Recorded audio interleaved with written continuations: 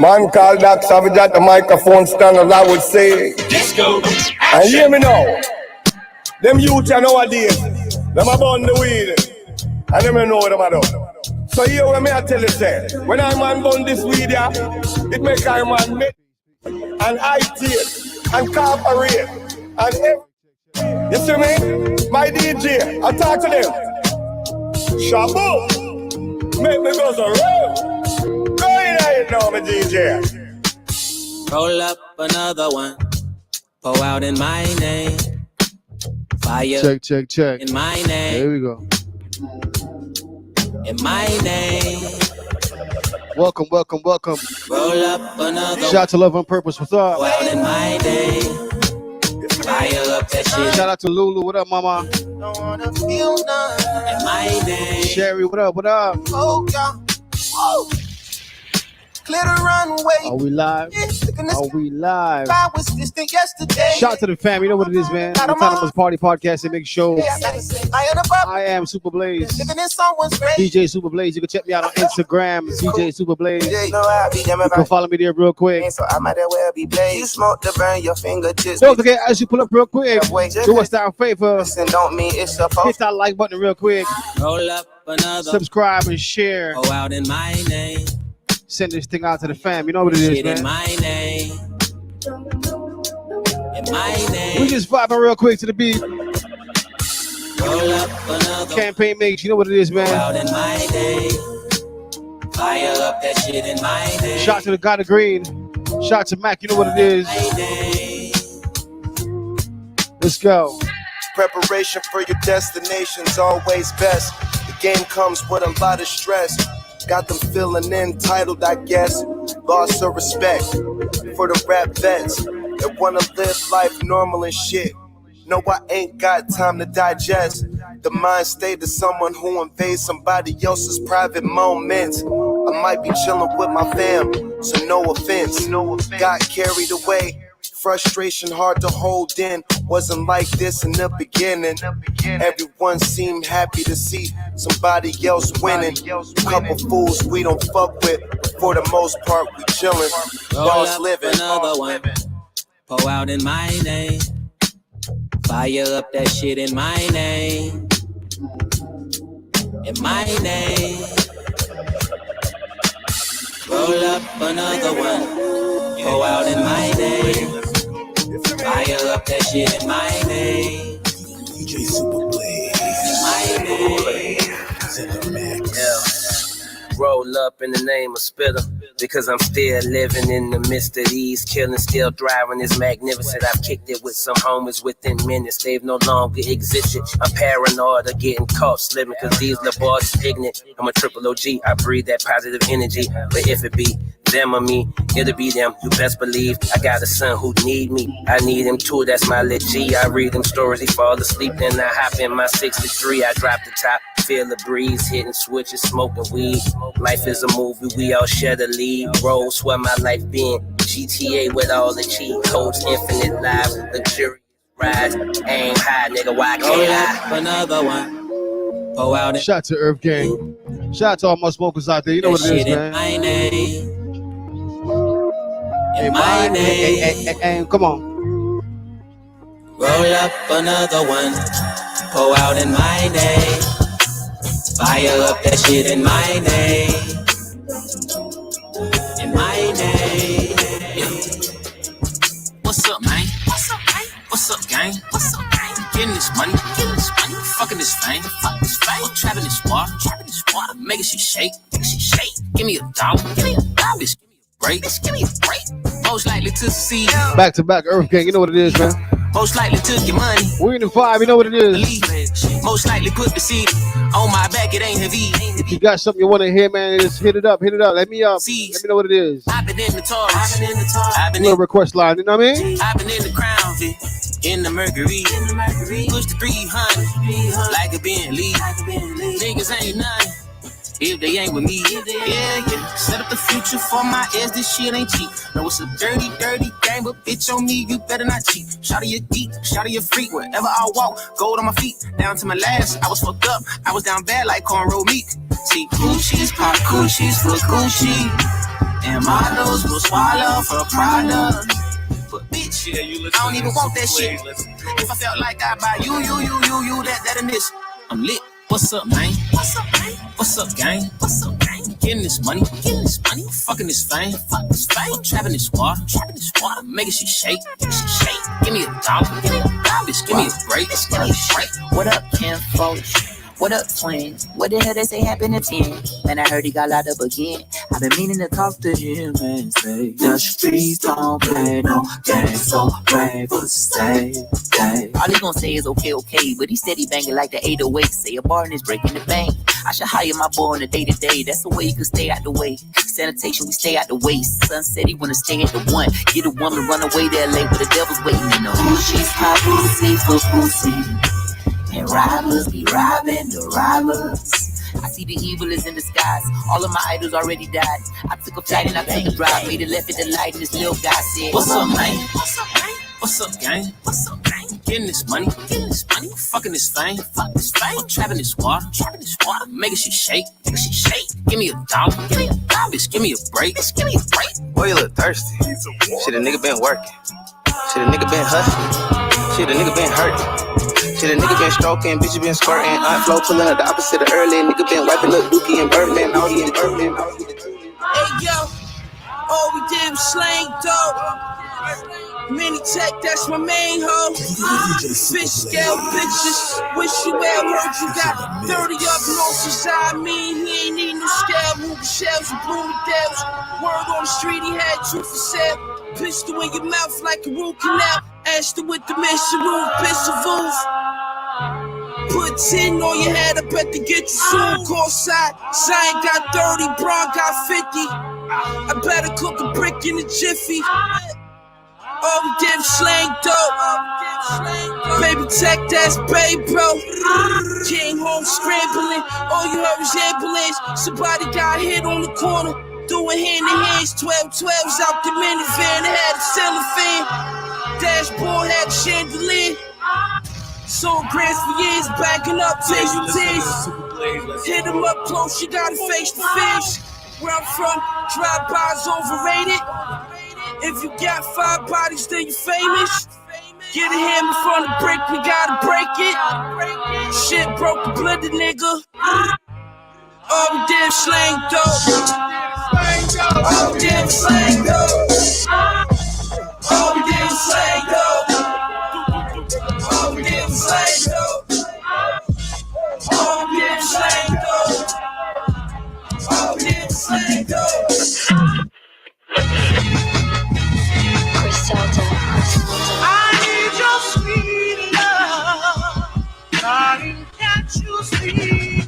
I need your sweet love, darling, can't you see?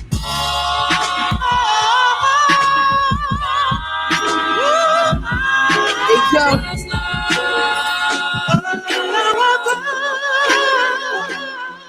Hey, yo. Jerry Scott Mosquito apron. Used to do 100 ups, 100 dips on it. Y'all bacon. We spit the max of commissary. Slide, come home and never weary. He wash my hands, I wash his. Keep talking, you get buried. Valentino velour suits in the mess hall. Sucker thinking prettier than me. Cut his neck off. Shout out to the party, you heard me? What up? Shout out to the chat. What up? We in the building. What up? We live. Whip the kid, he picked his teeth up. Sip a bus on the Yankee duffel when we meet up.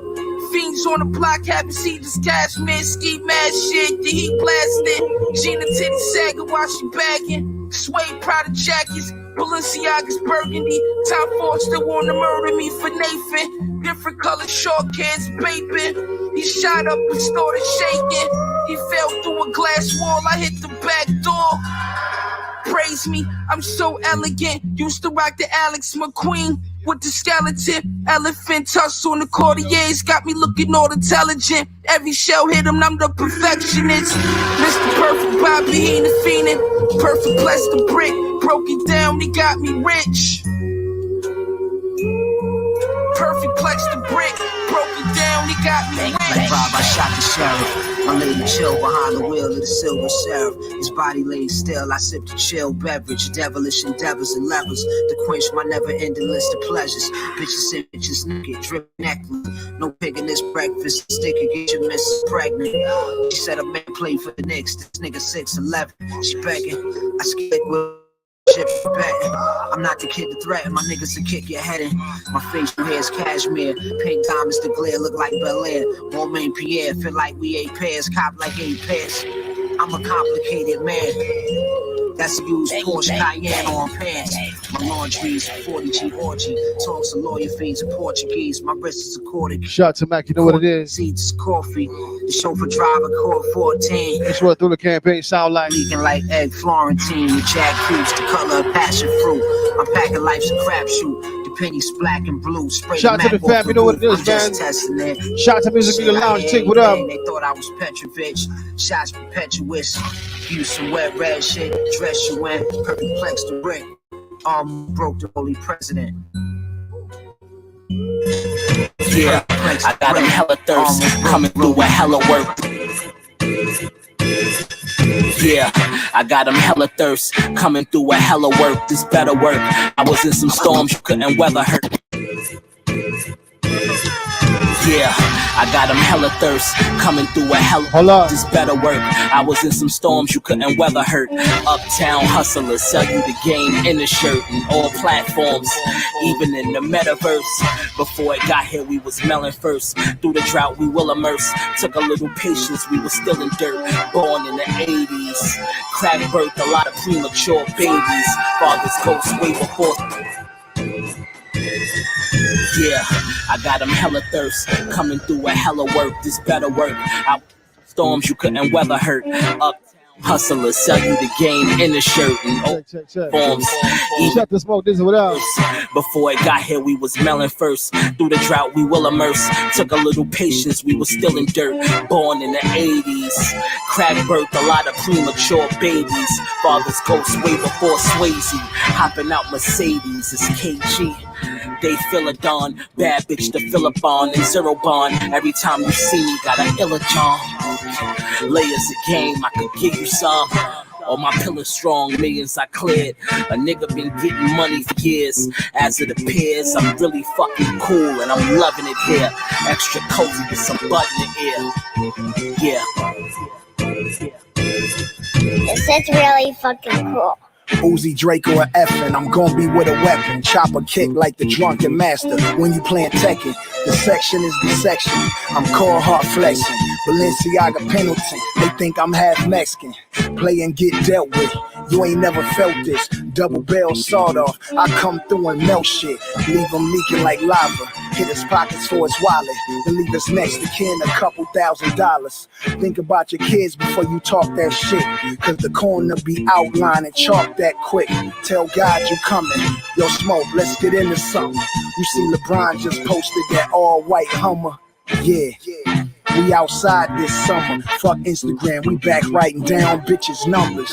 North Face bomber, don't fail me now. If you ain't ready to die, bitch. Oh man. DJ Trauma! Immaculate linguistics. DJ Super Blaze. You know how this It's in the mix. Elite talk, nigga. Penthouse flows. If you know, you know. I wrote this at the studio, shot Pac 5 times. Bitches Deion Sanders Nikes, bitches prime time. 365, rest in peace, E. I threw him Tom Brown. So rap my sound, Versace gown, my bitch from my town. Not a bounce, I barely hear you, dog. We on the court. Call my nigga Nem, just seen some bitches call me sport. I ain't gotta say a word, homie, these photos talk. COVID at the mall, mask on in case the corner call. This Zinfandel, I'm sipping out a glass from London. A long way from ham and cheese heroes, that bag of funyuns. Fuck your blog, so when you see me, please don't ask me nothing. I bury my dog, one of the ones that seen me actually struggling. Shower full of sand, we do the Virgin Islands.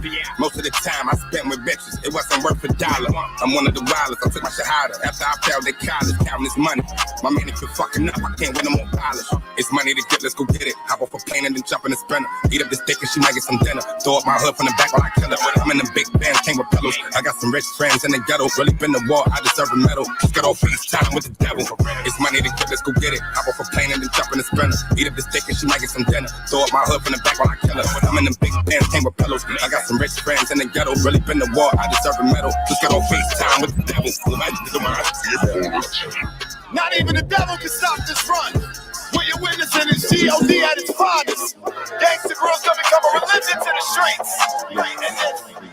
Yeah, my nightmares coming true, but they ain't leave me spooked. On the West Coast counting blue, but I'm whooping with them rules. In my neighborhood, you was either 5 or 6, you had to choose. And folks in there was stealing my starter jacket and my shoes. They laughing at me at my school, so I move like I ain't got shit to lose. When I get them goons, you in the afterlife by afternoon. My chopper tuck, and I serve that dust, my niggas serve that food.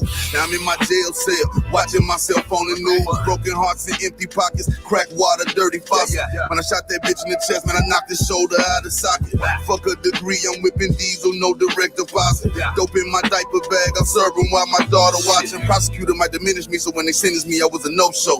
Dumped a body in the country, started D4L, I did it for the low-blow. Bury me with all my jewelry on me and some BBS's in the logo. President ain't never love a nigga, who the fuck a nigga supposed to vote for? Nigga, what? All my lords in the pen about to feel this shit. Got a stupid bitch that live in Hollywood with a mouth so good she can steal these bricks. Last year let a nigga bust down her, she got a nigga now she can still get dick. You can take away this rap shit today, throw the whole shit away and I'ma still get rich, bitch. Triple S. Can't try. Yeah, you listen to Super Play. Yes. Niggas come to conclusion, checks keep coming concurrent, shooters on the maneuver, really as a deterrent, MA singing melodic, pussy seeming hypnotic, I'm addicted to diamonds, such a fiend for them watches, dollar signs in my carpet, killing options, the obvious, I count bodies like bottles at parties when I'm in Cabo, I just lead and they follow, call it laws of attraction, living in the Coliseum till I'm caught in my casket, on the beach in the mansion, Doughboy got him a pension, pistols pulled in the panic, you can give me my sentence, money come with the killing, white convertible ceiling, bailing bottles to finish, pray you minding your business. Rappers wanna play sports, athletes caught in the courts, actors overdosing, addicted to chemicals, bored, lost.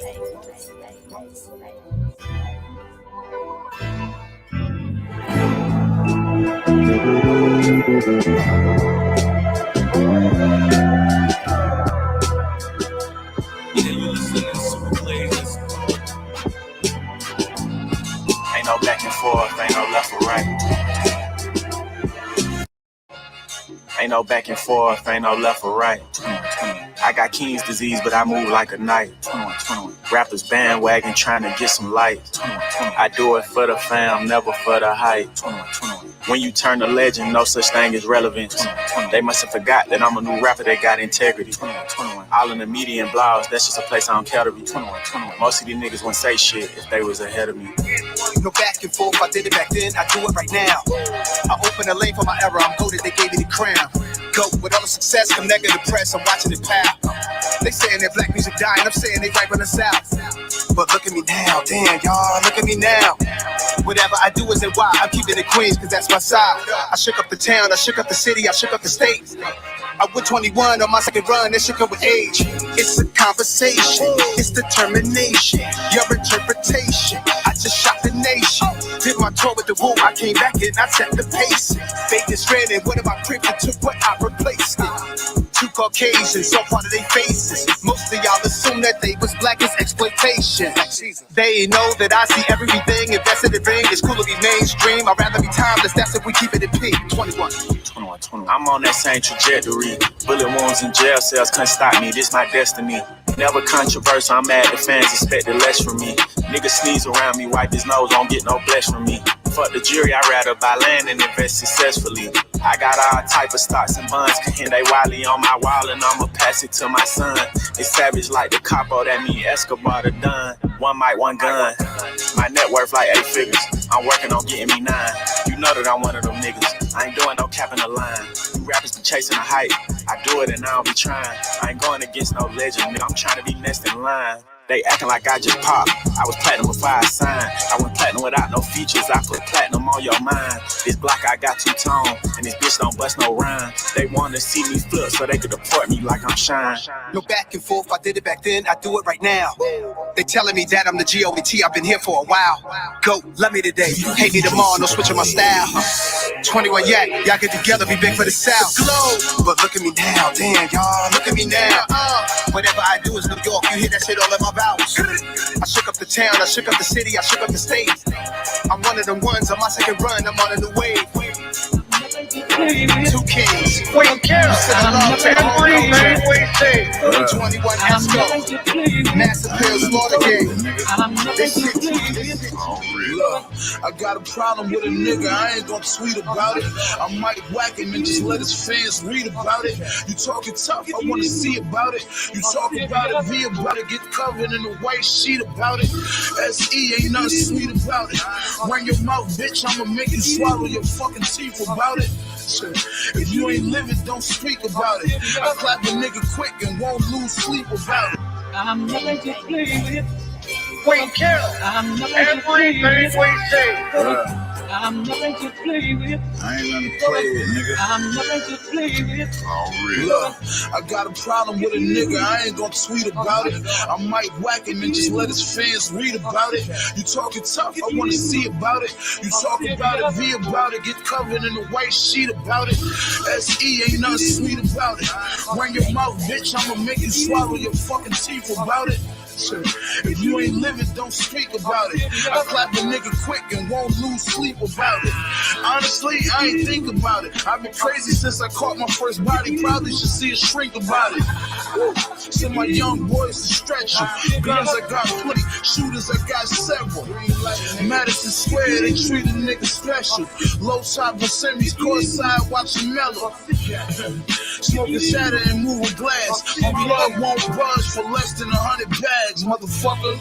Life is too short to have sorrow. You may be here today and gone tomorrow. Life is too short to have sorrow.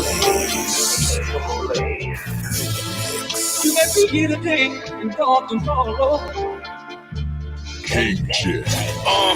No remorse for the opposition. Stop it, I ain't got a problem with you not existing. Listen, got 100 in the drawer for it. I take the oath, drip blood on the floor for it. Me and you are not the same. Choppers and obnoxious chains. You see the ostrich on the copper mains. Other rappers sort of ball. Never get your horror ball. Get away with murder like a Morris dog. Yeah, I never seen it dead, tell it. The Fed jealous, my revenue red velvet. They mad I don't swift when the pigs come. Standing at the window with a tech like I'm Chris One. If I catch a homie case, hope I hear exonerate. Then it's back to scammer game, commas off for concentrate. Gold space shaking, you Bud Light sipping. Prescription pain pills in my blood like pimping. Life is too short to have sorrow. You may be here today and gone tomorrow. Life is too short to have sorrow. You may be here today and gone tomorrow.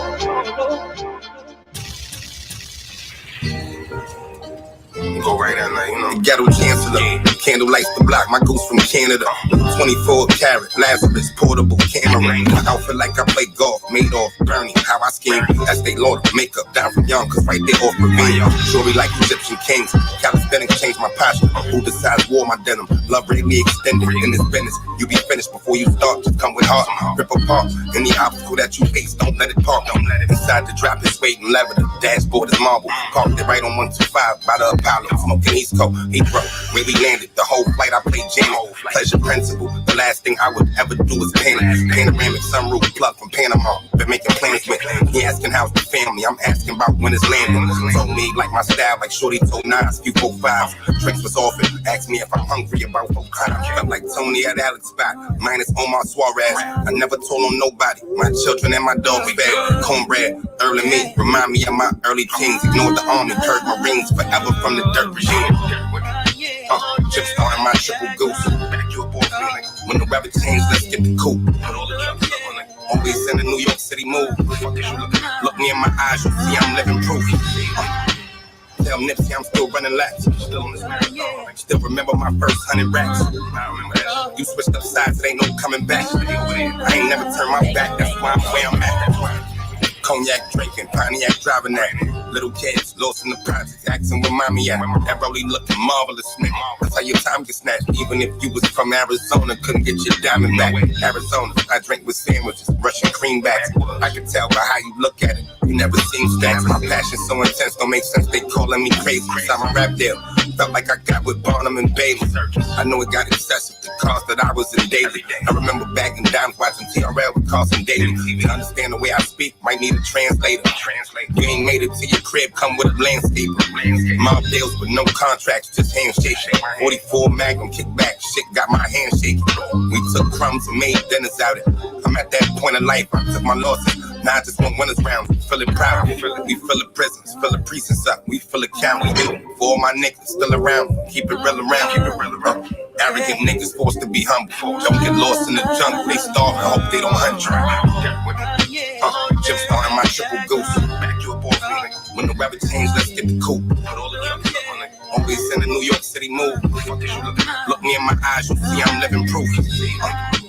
Tell Nipsey I'm still running laps. Still on this marathon. Still remember my first 100 racks. You switched up. You know what it is, man. Campaign mix.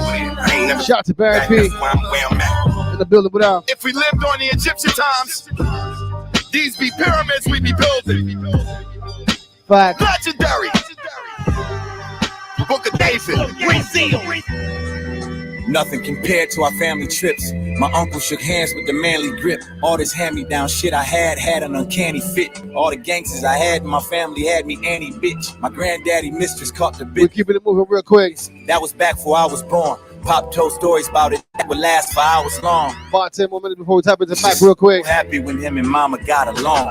Come on. On our way to that black amusement park, wood roller coasters, crack sold on plastic scooter cars. Smoking grass at the vintage food court, broken glass waiting on you on the swimming pool floor. I came across my identity on the bottom. One time for Troy, what up, bro? Where I lost my virginity, no condom though. That's when paranoia hit me like when superstition does. Left my inhibitions, I guess where my supervision was. Parties on the way. Shout out to Monte, Raw Trucking, what up? First time Big Bro hit the bottle was on the Pablo, bro. But neither one of us knew that we would both grow up and turn to alcoholics, bro. Pablo, bro.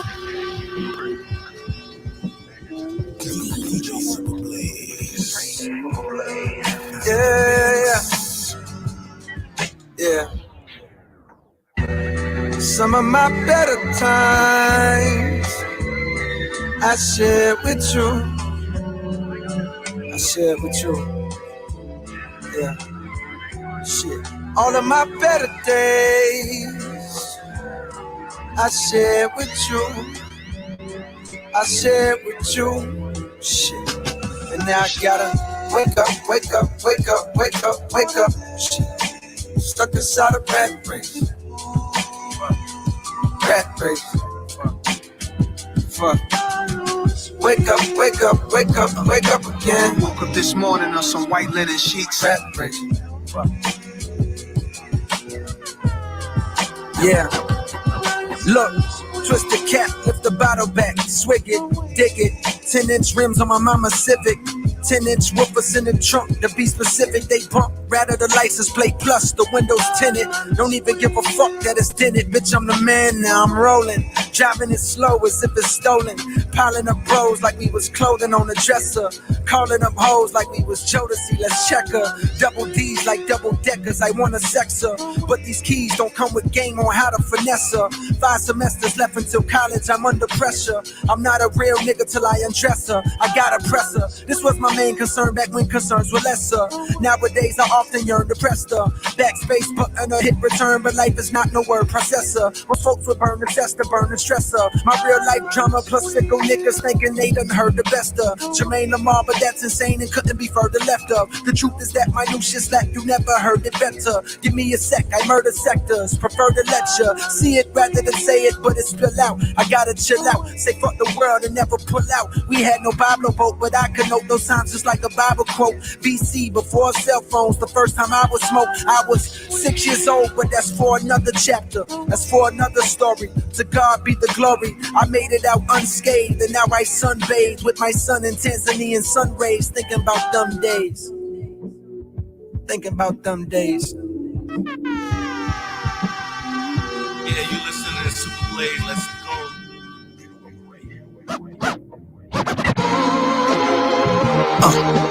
Woke up this morning on some white linen sheets. The bed almost caught a blaze.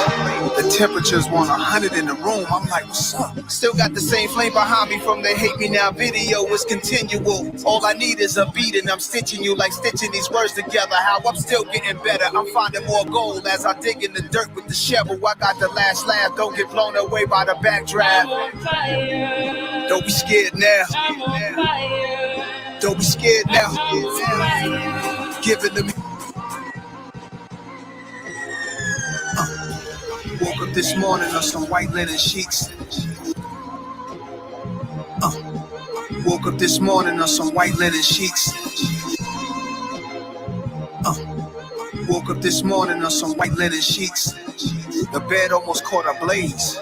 The temperature's 100 in the room. I'm like, what's up? Still got the same flame behind me from the Hate Me Now video. It's continual. All I need is a beat and I'm stitching you like stitching these words together. How I'm still getting better. I'm finding more gold as I dig in the dirt with the shovel. I got the last laugh. Don't get blown away by the backdraft. Don't be scared now.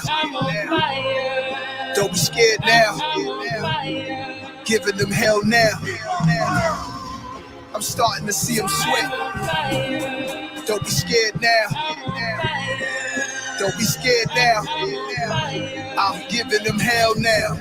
Trying to walk in my soles, it's like bare feet on hot coals. Soon as I start heating up, the whole block froze. I came in with not an ordinary name. How many naysayers? How many top tier? How many not here? There's something in the name that's different from theirs. Depicted in scripture, holding two dragons blowing flames. Sorry, it ain't go the same for y'all. They say a lot. Please explain a lot. You got body or do you praise a lot? And still rock crosses all on your chain a lot. I'm scorching, and I never forced it.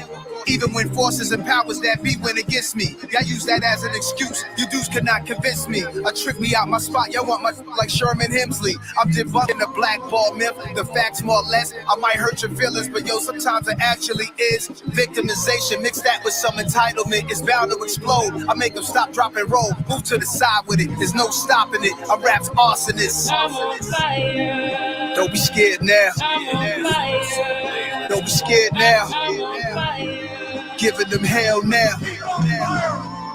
I'm starting to see them sweat. Don't be scared now. Don't be scared now. I'm giving them hell. Yeah, you listening to Super Blaze. DJ Super Blaze. You got me pressed to claim a street with a white man name. I pulled up to put you up on game. What's your focus? What you doing? What you want out this life? I want power, can't never be satisfied with fame. I'm just a man of the people from round the way like the Beatles. I've been exposed to new levels. I'm always trying to do better. Roll with my roadies like Cheeto. You say the top can get lowly. I say the bottom is lethal. I want the crown of medieval. See us getting this money, they still don't see us as equals. They know that we don't control shit. Coming up in small doses. Sometimes I sit back and roll up and I think of my heroes, and so it goes. Gain the world, lose your soul, skull and bones, puffy cones. Too many niggas dead and gone when they just got on, and I be lying if I say there's nothing wrong. Sometimes I sit back and roll up and I just think of my heroes, and so it goes. Gain the world, lose your soul, skull and bones, puffy cones.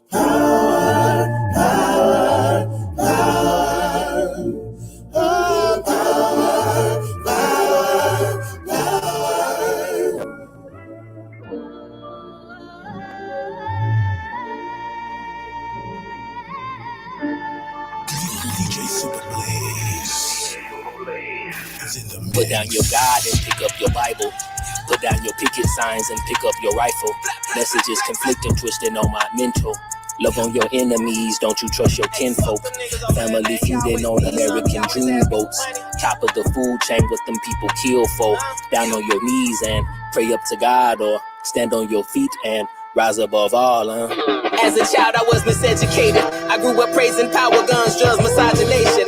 Fire inside blazing, constant finally waking. Me and my demons engaging in conversation on how we finna get paid. But through it all, I place my hands on my balls. That's a power grab. They see a black man shining, they'll shoot him down fast. Fuck CEOs taking your shows and firing you at night like Nick. That's a cannon blast. They'll try to undercut your ass, buy out your cast.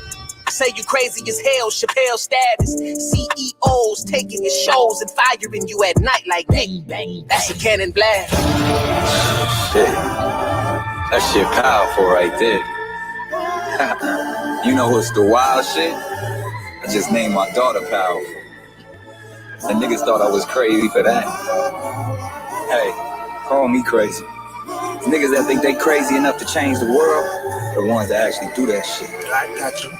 Whether what I do into a notch, I done been to the top, and I done been through a notch. And if I offend you a notch, I might convince you to stop. See, I done been in the room, watch others been in the zoom, and I got friends in the tomb. Boy, I done been in the back, and I have witnessed the acts. What kind of business is that? A slave master's business is black, but I have listened. I done been in a compromising position. I done been in their pockets to get on the playlist. I done been in the system, but I hit different. This industry shit different. It's a major motion picture budget. It's lit different. My wrist different. And every woman I'm with's different. Try going back to the old you sometime and you'll miss different. But the corporate is morbid. They want to put a mark in your forehead, a quake in their handshake. But you fake for the fan's sake. But I'm better than average.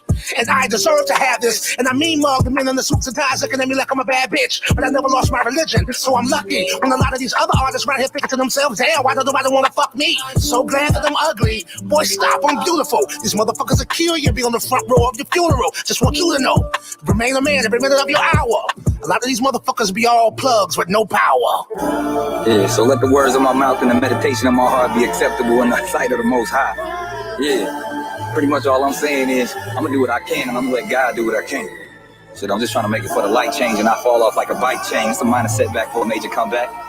Shit, we do everything all black. We own this shit. We reppin' for all black. That's why they had to get my shit back. Pow, pow. Yo, check this out. Once again, Smith and Wesson in the joint one time. Only get close to this. No next. DJ Super Blaze. It's in the mix. Now. Like nobody. Check it out. Yeah, I'm from that borough where thorough niggas respect power. In the hood smell like roses and gunpowder. That's a bury you for you cowards. Shootouts at the house parties in the project house. Yo. Fire!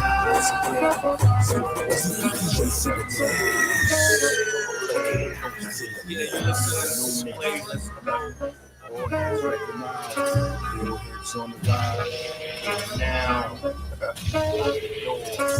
Bang, bang, bang. Yeah, I'm from that borough where thorough niggas respect power. In the hood smell like roses and gunpowder. That's a bury you for you cowards. Shootouts at the house parties in the project housing. Surviving through gunfights and block beat. Cop sweeps undercovers trying to catch the ox sleep. Pioneers, we remain that. Decepticon on the train, get your chain snatched. Bucktown, you can smell it in the air. Reminiscing while you're thinking of your friends no longer here. Vine Dimples, Dead End, Meg and Rambo. Need another record just to name all the famo. Still rocking Timberlands with the camo. Still walking around town with the ammo. Counting your kings, Crooklyn with the crown. Smith and Wesson, PNC, representing. Bucktown. Home of the original gun clap. Bucktown. Home of the original gun clap. Bucktown. Home of the original gun clap. Bucktown. Home of the original gun clap. Bucktown. Home of the original gun clap. Bucktown. Home of the original gun clap. Bucktown. Home of the original gun clap. My comfort give you discomfort. Just know that in the hood they gon' bump this. And I'm only strong as my circle. The things that shape me would emerge.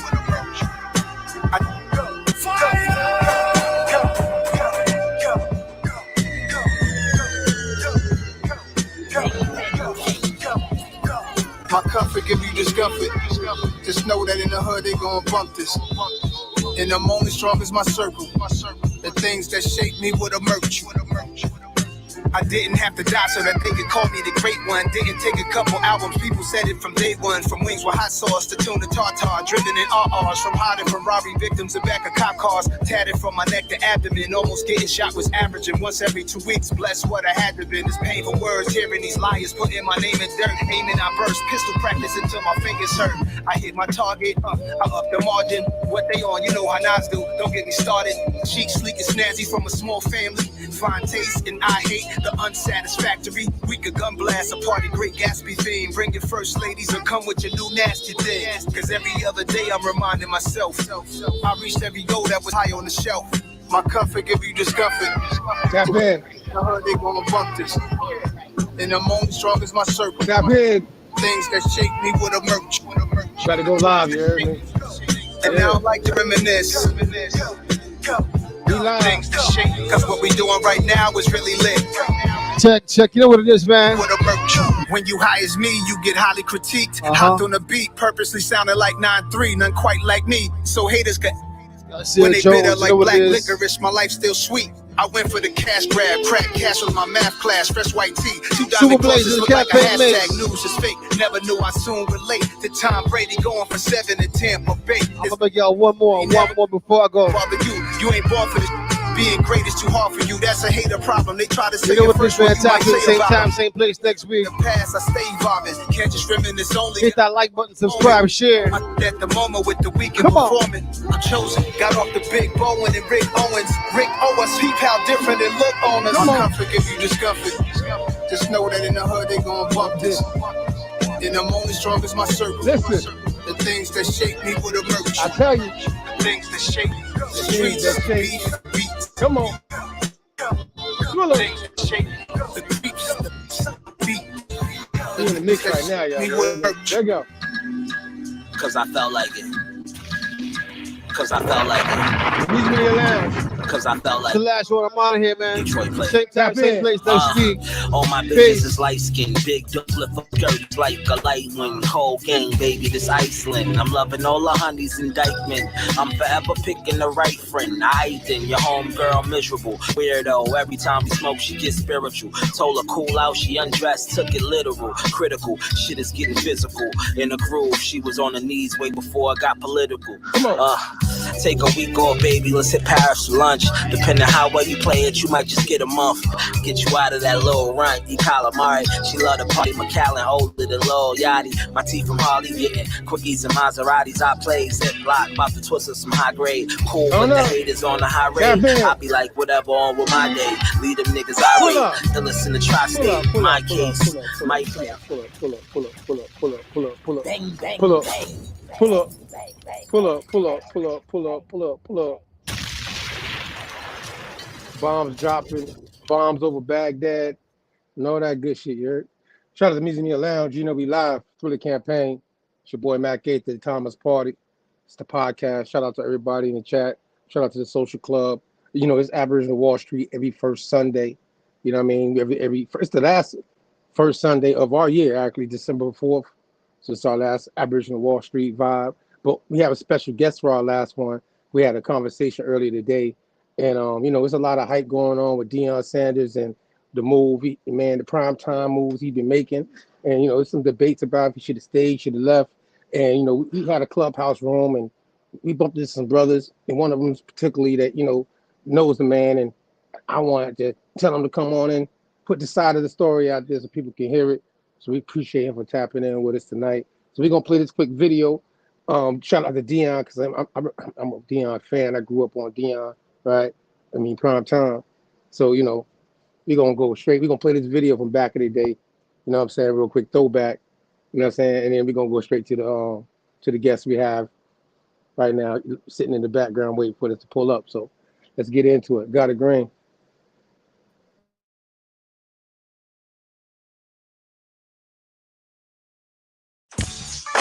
Well, all right. Yeah. You know, ever since I turned pro in 1989, when I signed the dotted line, it was strange. Some things changed for the better and for the worse. So I called my mama and she said, baby, must be the money. Yeah. Must be the money.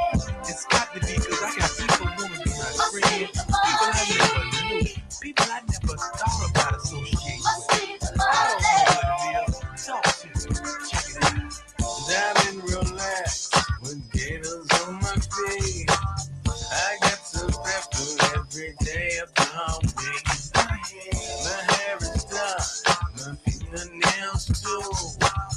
Six goes down and I don't know what to do. Pay the money. Must be the money.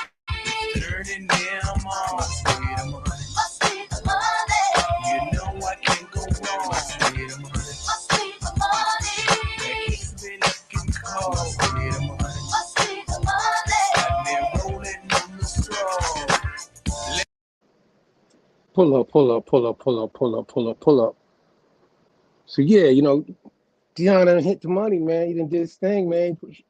Tried and true. You know what I'm saying? Colorado done made the call. Now he rolling through. You know, some people feel some way. Some people feel great for him. Some people mad at it. But, you know, again, let's pull up our guests tonight. Shout out to the brothers pulling up right now. King, I see King in the building. Young man, I see you, sir. Yes, sir. Yes, sir. Yes, sir. How you doing? Hey, man, I'm glad to be here. It's a blessing to be on the show. You know, I want to give all thanks to God, you know, first off, foremost. And, you know, thanks to Coach Prime for giving me the opportunity, man. I appreciate it. And thank you also for giving me the opportunity to be on your show, man. No, man. Hey, you swag, man. You swag. You play for the swag. You play for the man in the swag. You play for the prime time, man. You play for the man.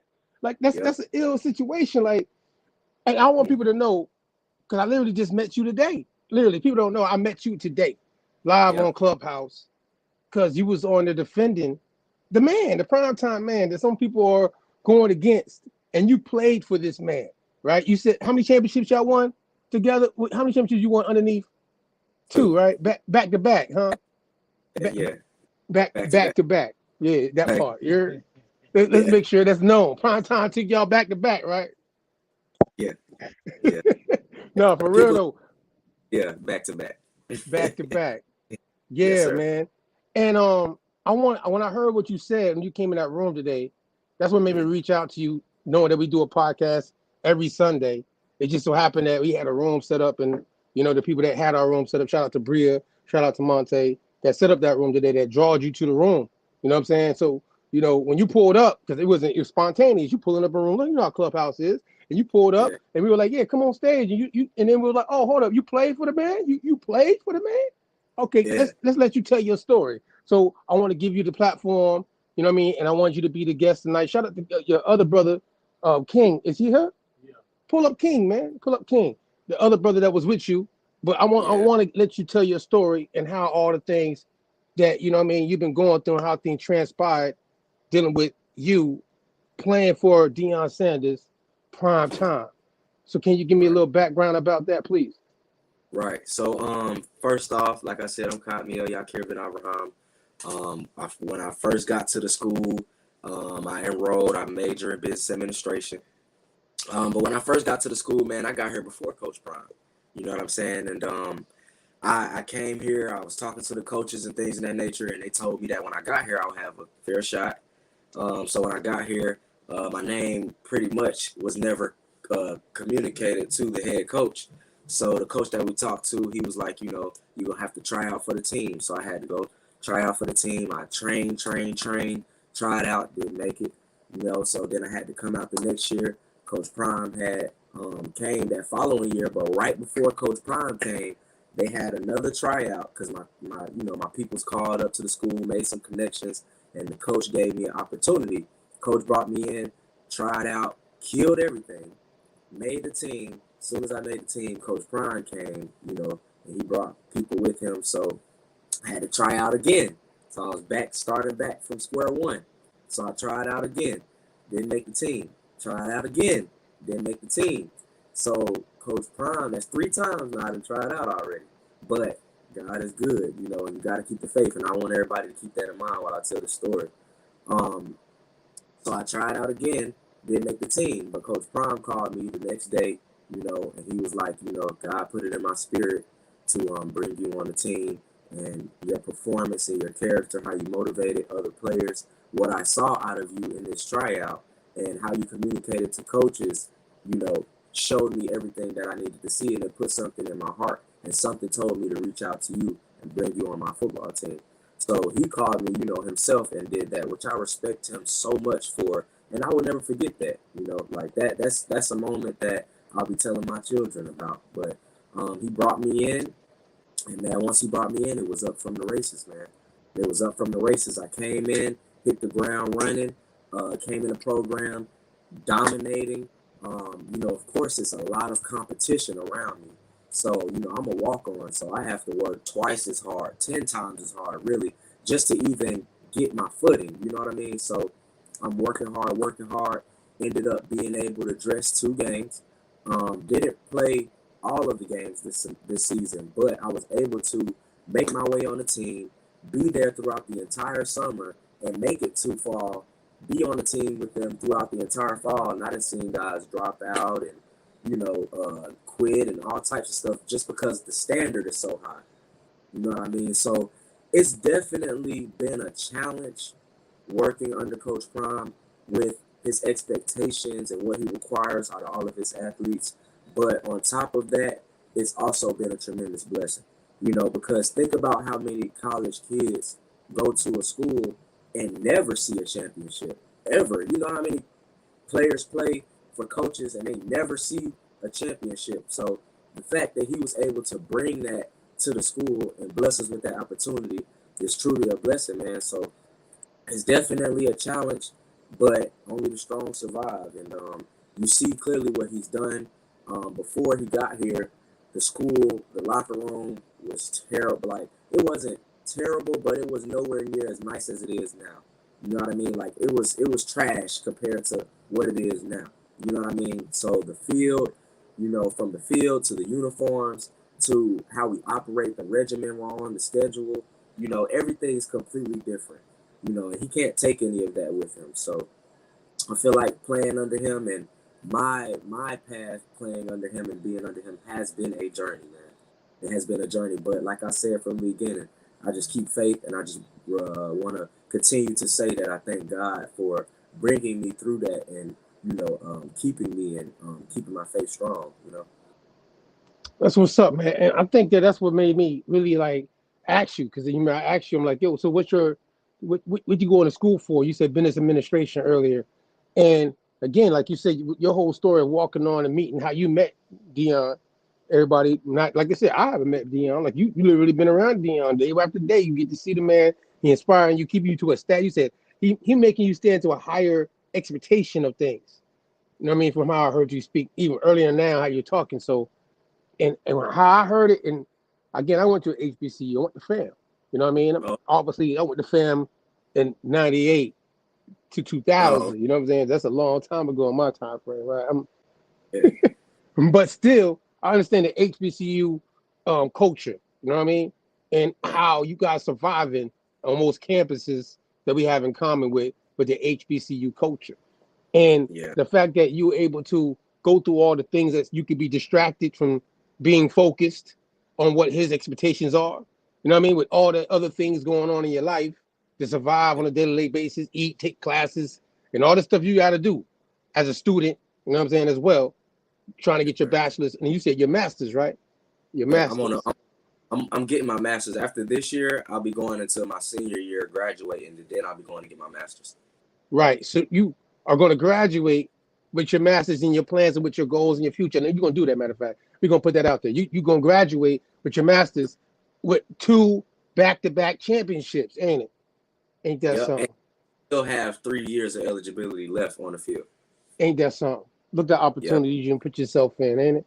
Hopefully, in the future, you'll be able to really play and get yourself in a position on that side, too, to be able to really get on the field, because it's a lot of competition. No doubt, but just to even make it and be able to play and have that experience, I want you to tell the people, though, I brought you as a guest real quick, just to tell you a quick story and on our show, because which I heard you say earlier, and for people that are out there feeling a certain way about Deion leaving, being that you were up under them and you played on the team, you might not be like one of the bigger players on the team. It's not even about that. Y'all all played together. Y'all all shared the same locker room, pads to put on, you know what I mean? So how do you think the players around you on the team feel about Prime after he's leaving now to go to Colorado? So I feel like personally, I don't know how everyone on the team feels about it personally, but I know that I feel that he doesn't owe the school anything. I feel like he came here, he made it clear about what he and I'm monetizing some things because we don't do a lot, but he came here with a plan. He told us what his plan was. He told us what he was expecting. He told us what he was gonna do. And he delivered that and more. You know what I mean? And I'm talking about right now, the things that I'm talking about are as far as like the field and the cameras and the notoriety and the equity and the things that you see that he brought to the school. You know what I mean? But at the end of the day, he gave us as young black men, something that you can't ever take from us and something that we can apply in every area of our life, not just football. And to me, that's more important and that's bigger than something that any coach could do. He kept God first. He made sure that we understood to keep God first, even if it was guys in the room who didn't believe in God. He still made sure that they had some type of belief system to understand that they need something to continue to push them and motivate them and believing in something that's bigger than them. So he instilled in us about the importance of character, discipline, being on time, treating people well, how you present yourself, how you treat your parents, the importance of relationships and business and in life. Just so many things, man, that he gave us, so many life skills. He blessed so many other people also in our presence and allowed us to be able to see what you reap from being good to other people. So, if you ask me, man, I don't feel like, there's anything he can give. And then to touch on the football side, he's given us 2 back-to-back championships. Like I said, we got 2 rings now. We go to the Celebration Bowl. We're going to win it. So that's another ring. So he's gotten us 3 rings in what, 3 years that he's been here. So it's like and then on top of that, he's given us we gotten a perfect season, 12-0, 12 and 12 and what do you say, 12 and none, or I forgot what coach was saying, but we 12-0 right now. And man, like that's a perfect season. And I don't think people understand how hard it is for you to come in as a head coach and take a program and turn it around. That, like, I know 3 years doesn't sound like a short period of time, but that is very short. That is a very short period of time compared to how long it takes coaches elsewhere to change a program around. You know what I mean? It takes them 5 to 10 years just to get a program to have an undefeated season. So, right. Undefeated. Right, undefeated. You know what I'm like? Completely just, and then we're not even going undefeated, bro. Not just are we going undefeated, we're beating teams by 40 and 60. We're putting up numbers. You know what I mean? Right. So it shows you're running that, through these teams, basically. Exactly. I'm gonna say it. You being humble. I got right. you. Though. So it clearly shows that the preparation is there and that he's doing more than what needs to be done. So bro, I just don't see what more he could have done. Now, let me put myself in other people's shoes from the spectators' perspective, right? Because I'm on the field. So let me put myself in you guys' shoes, right? So let's just say he does stay.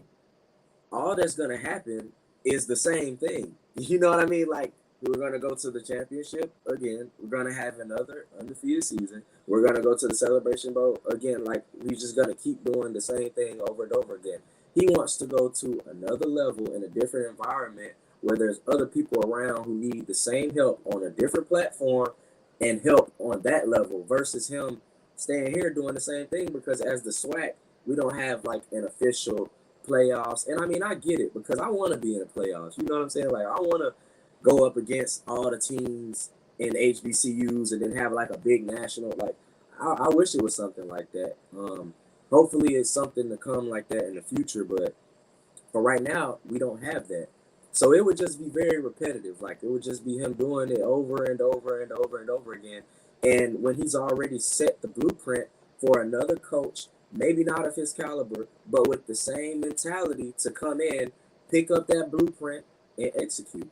So I don't feel like, there's anything else that he can give. And I know people are upset and people feel the way they feel about it, but like I said, what he's left at the school and what he's the change in culture that he's implemented in the program, it's not gonna go anywhere.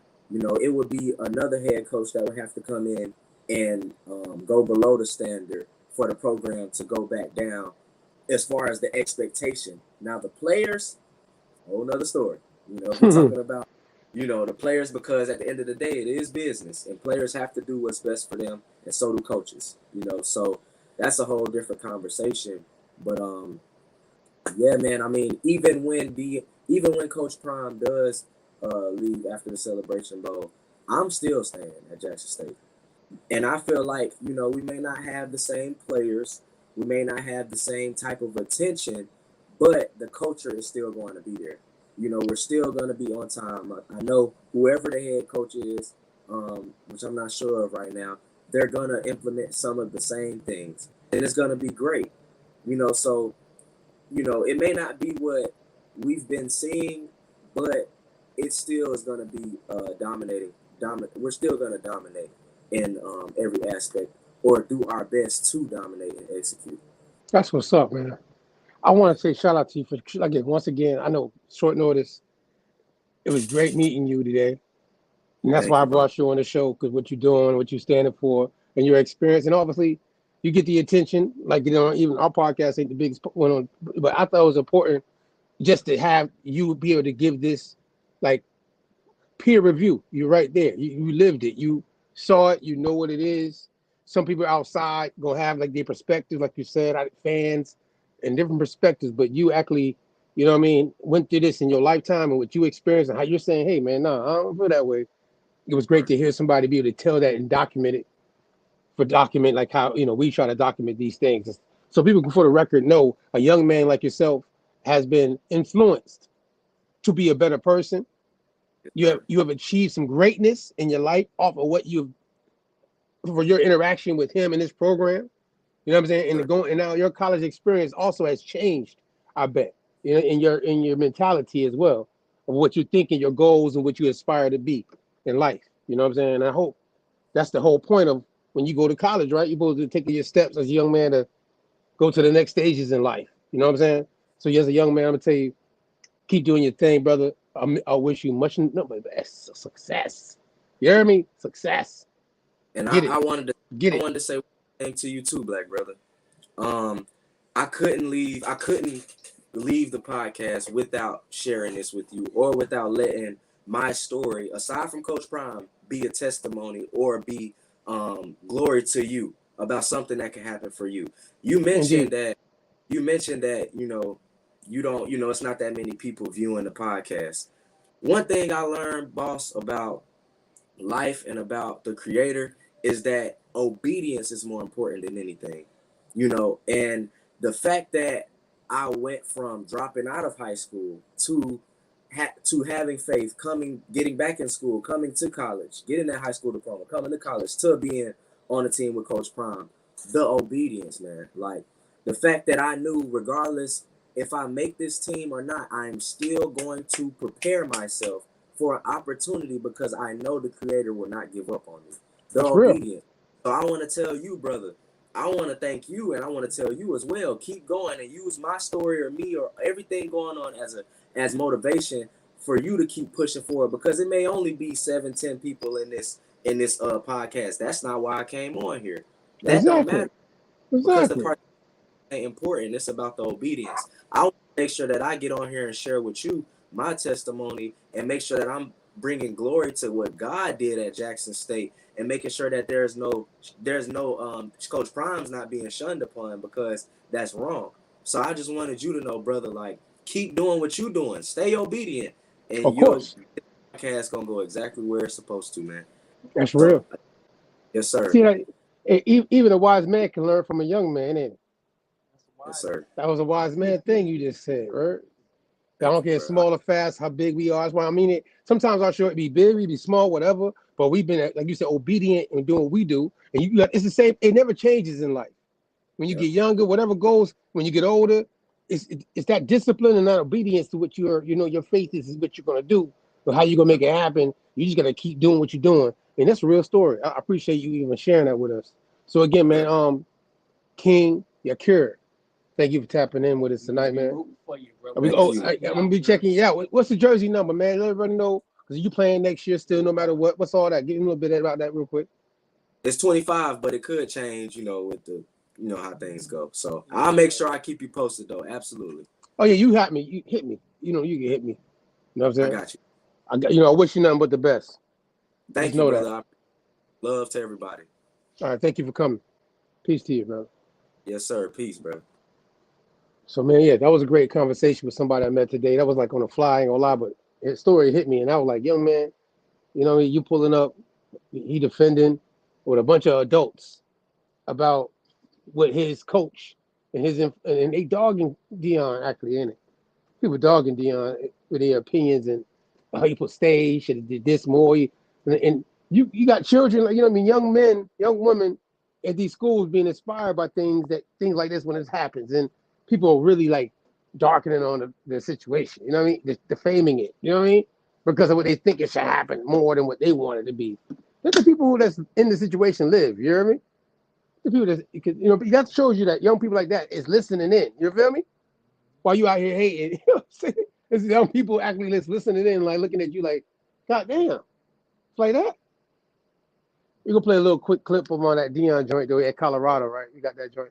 Because he is there, and his son is definitely I heard signing on to be joining him on his journey now to a D1 school, Colorado. So I want you to know that and much success, man. Deion, that's my dog. You know what I'm saying? I've been a fan myself. That man been doing his thizzle. You know what I'm saying? From the time I was a jit. So I ain't mad. Deion pulling up though. He pulling up.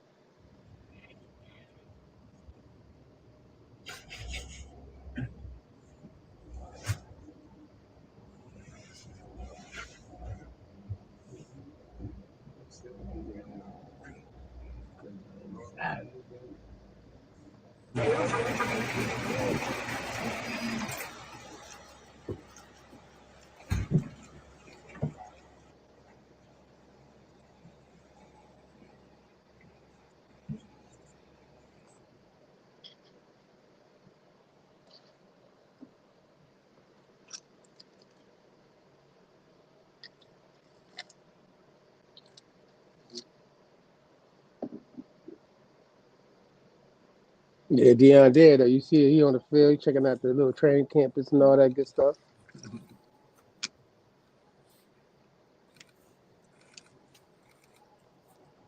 You like it? Love it. It's very cool, huh? Very exciting. Very. In Colorado's got like a facelift, ain't it? Shador. He's smiling. He deserved it though. Yeah, we gonna slide though. What do you want? Want a job? I just wanted to show that part right there. He pulled up to the spot there. It's official. You know what I'm saying? So from the people he inspired from Jackson State, so as a coach in his career as a coach, going undefeated, turning the program around 3 years. And P, you played. What school was it you played for? West Georgia. West Georgia, right? Yeah. So when you played for West, you won a championship at West Georgia, ain't it? A couple conferences, championships. Couple conference.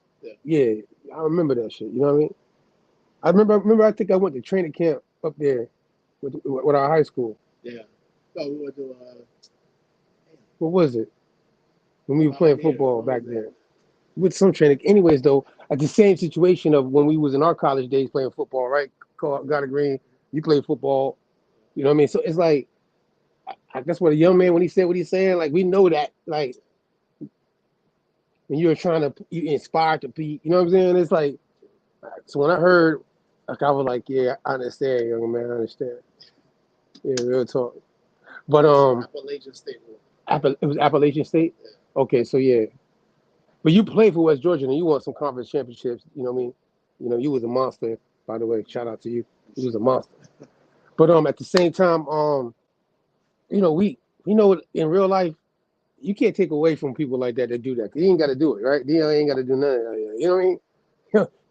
Like a lot of people don't step down to go down to play at HBCU after you done played for those San Francisco championships, Dallas Cowboys championship. You know what I mean? Play baseball. You know what I mean? This man is it's prime time. You know what I mean? FSU. You know what I'm saying?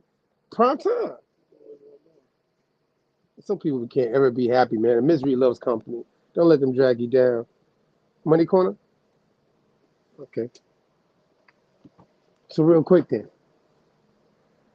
On another situation, while we wait, you know what I mean? I want people to understand this too. Last week we had a Aboriginal, this was Aboriginal Wallstreet. We're gonna play a quick video. And when we come back, you know what I'm saying, we're gonna reset and we'll go into some things. He was a special guest because the young brother's doing some things. I thought his story needed to be told. So yeah, we're gonna play a quick video and we come right back. Tap in with us.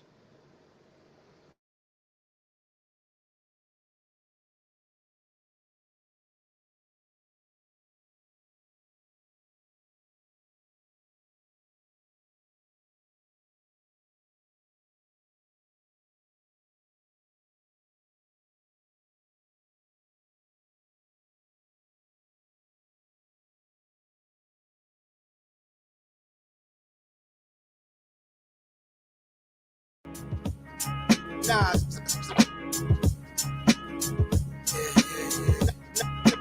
Yeah. Get your eardrum de-virginized. While the music is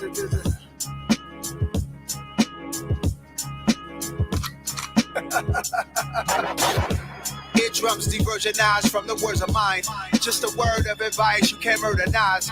All my niggas certified, we got certain ties. Streets was the office, we didn't need a shirt and tie. M-I-A-M-I, weather like the Virgin Isles.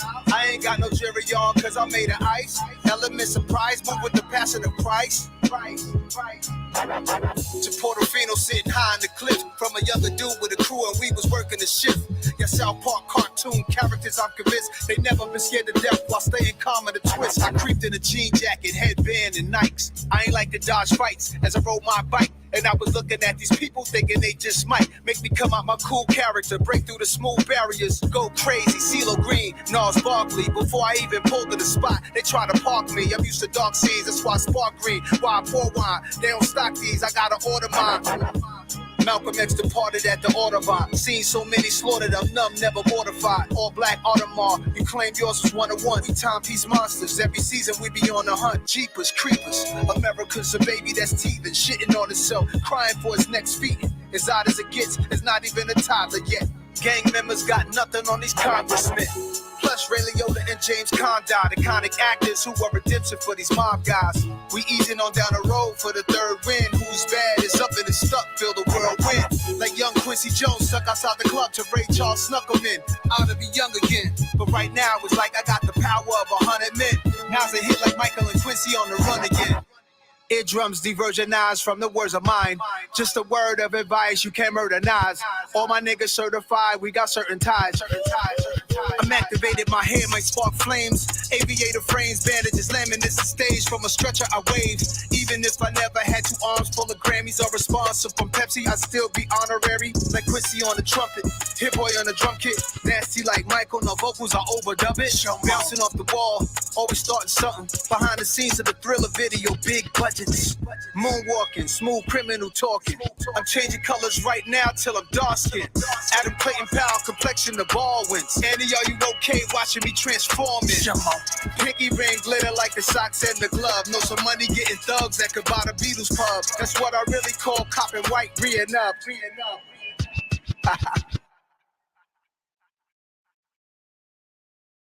Pull up. Yeah, man, that King Disease, I gotta give it to him. Nas made a comeback on part 3, y'all. I mean, yo, he doing his thing, man. You know what I'm saying? I ain't gonna lie, Nas. I grew up on Nas, you know what I mean? I remember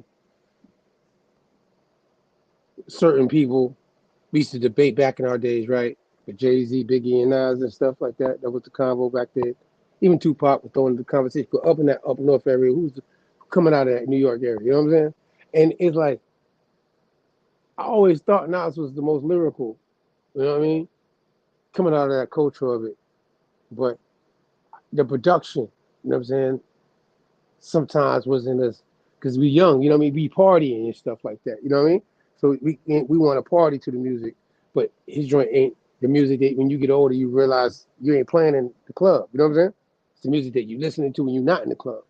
So the shit that make you think. So I give a shout out to Knock. He's always been up there in my top tier of the lyricists in our culture of hip hop, man. Shout out to Nas. Pull up. Money Corner. Shout out to Nas, man. Check out that King Disease 3. And shout out to King Yakir that pulled up on us too as well. Our exclusive real quick. Jackson State University. Money Corner, what's popping? What's good, man? How you? One day at a time, man. I just want you to slide on me real quick, man, because, you know, I had to give up a little time for the quick exclusive. You know what I'm saying? Because the young man, what he just experienced with Deion Sanders prime time, I felt like when I met him, I'm like, I gotta let you express that and tell your story. You know what I'm saying? Because it's a lot of young people that can get something out of that. You know what I mean? Of people that be on a journey going through college and especially at the HBCU, and to be able to meet somebody like that. I thought that was awesome. Either way, that's just how I felt about it. But outside of that, you know, I thank you for letting, you know what I mean, the brother schools in on our Aboriginal Wallstreet time frame. Either way, you know what I mean? And, you know, real quick, I just wanted you to pull up for, you know, give me a little 20 minutes, 30 minutes of your time. And just, this is the last Aboriginal Wallstreet of the year. You know what I mean? I got a Prove God pulling up in a minute, too, because he been riding with me on Aboriginal Wallstreet. So both y'all brothers, I want to have on the last one of the year, of course. You know what I mean? The last Aboriginal Wallstreet vibe, Money Corner vibe. What do you want to close out with, fourth quarter, being that we getting ready, you know, obviously the next time I see you would be, as they would call it, on the calendar, 2023. So basically, for the first of the month of December, what you want to ride with real quick before we slide, and I'll see you next year. Yeah, I mean, you know, same thing. You know, I'm pretty much like a broken record because really it's about consistency and staying the course. Hopefully, it looks like the Feds will probably pivot a little bit, so we'll start to get some. We'll get a little bit of relief. Look like we're only going to be up at 50 basis points for December and for February, so that's good. Job numbers look good, even though unemployment is starting to rise. The job numbers look pretty good from November, so that's a good sign. But as far as the rates tapering and the Fed starting to pivot a little bit, we need that because what's happening is that we're gonna get to a point where we're gonna be into a depression, and we can't really deal with that right now. It's a lot of things going on. Real talk. So, shit, go into a little detail, get a little people your feedback on that. I'm gonna let you ride. What's your thoughts like? What you mean by that? Like, give some people some meat to eat. What you mean? You muted.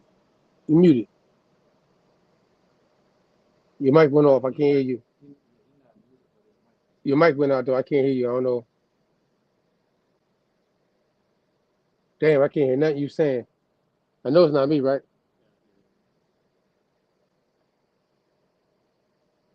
You want to go out and come back in? Yeah, there we go. Give us a second, yo. Give us a second. We're gonna pull back up. Try this again.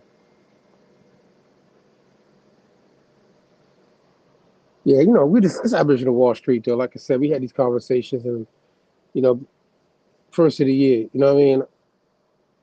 Coming up, we want to be on some other stuff. We're gonna be, you know, expanding our conversations and topics currently, past, and the future.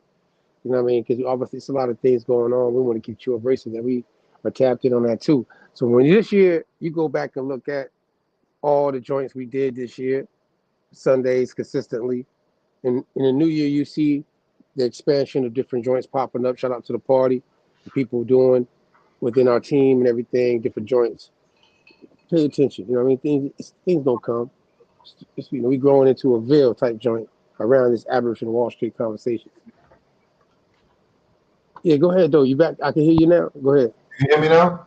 Yeah, I get you good. Go ahead. Switched over to my other camera. It's all good.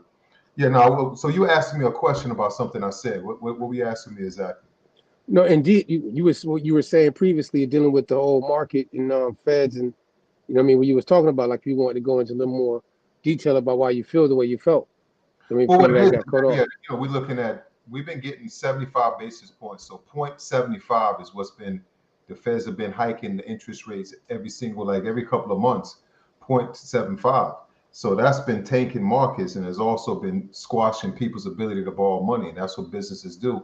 As soon as they get to the point they can't borrow money, stuff starts to draw up, the liquidity starts to draw up, and then people start laying off. So we get to the point we're going to have 50 basis points instead of 0.75 is going to be 0.50, and we're looking at for December and February.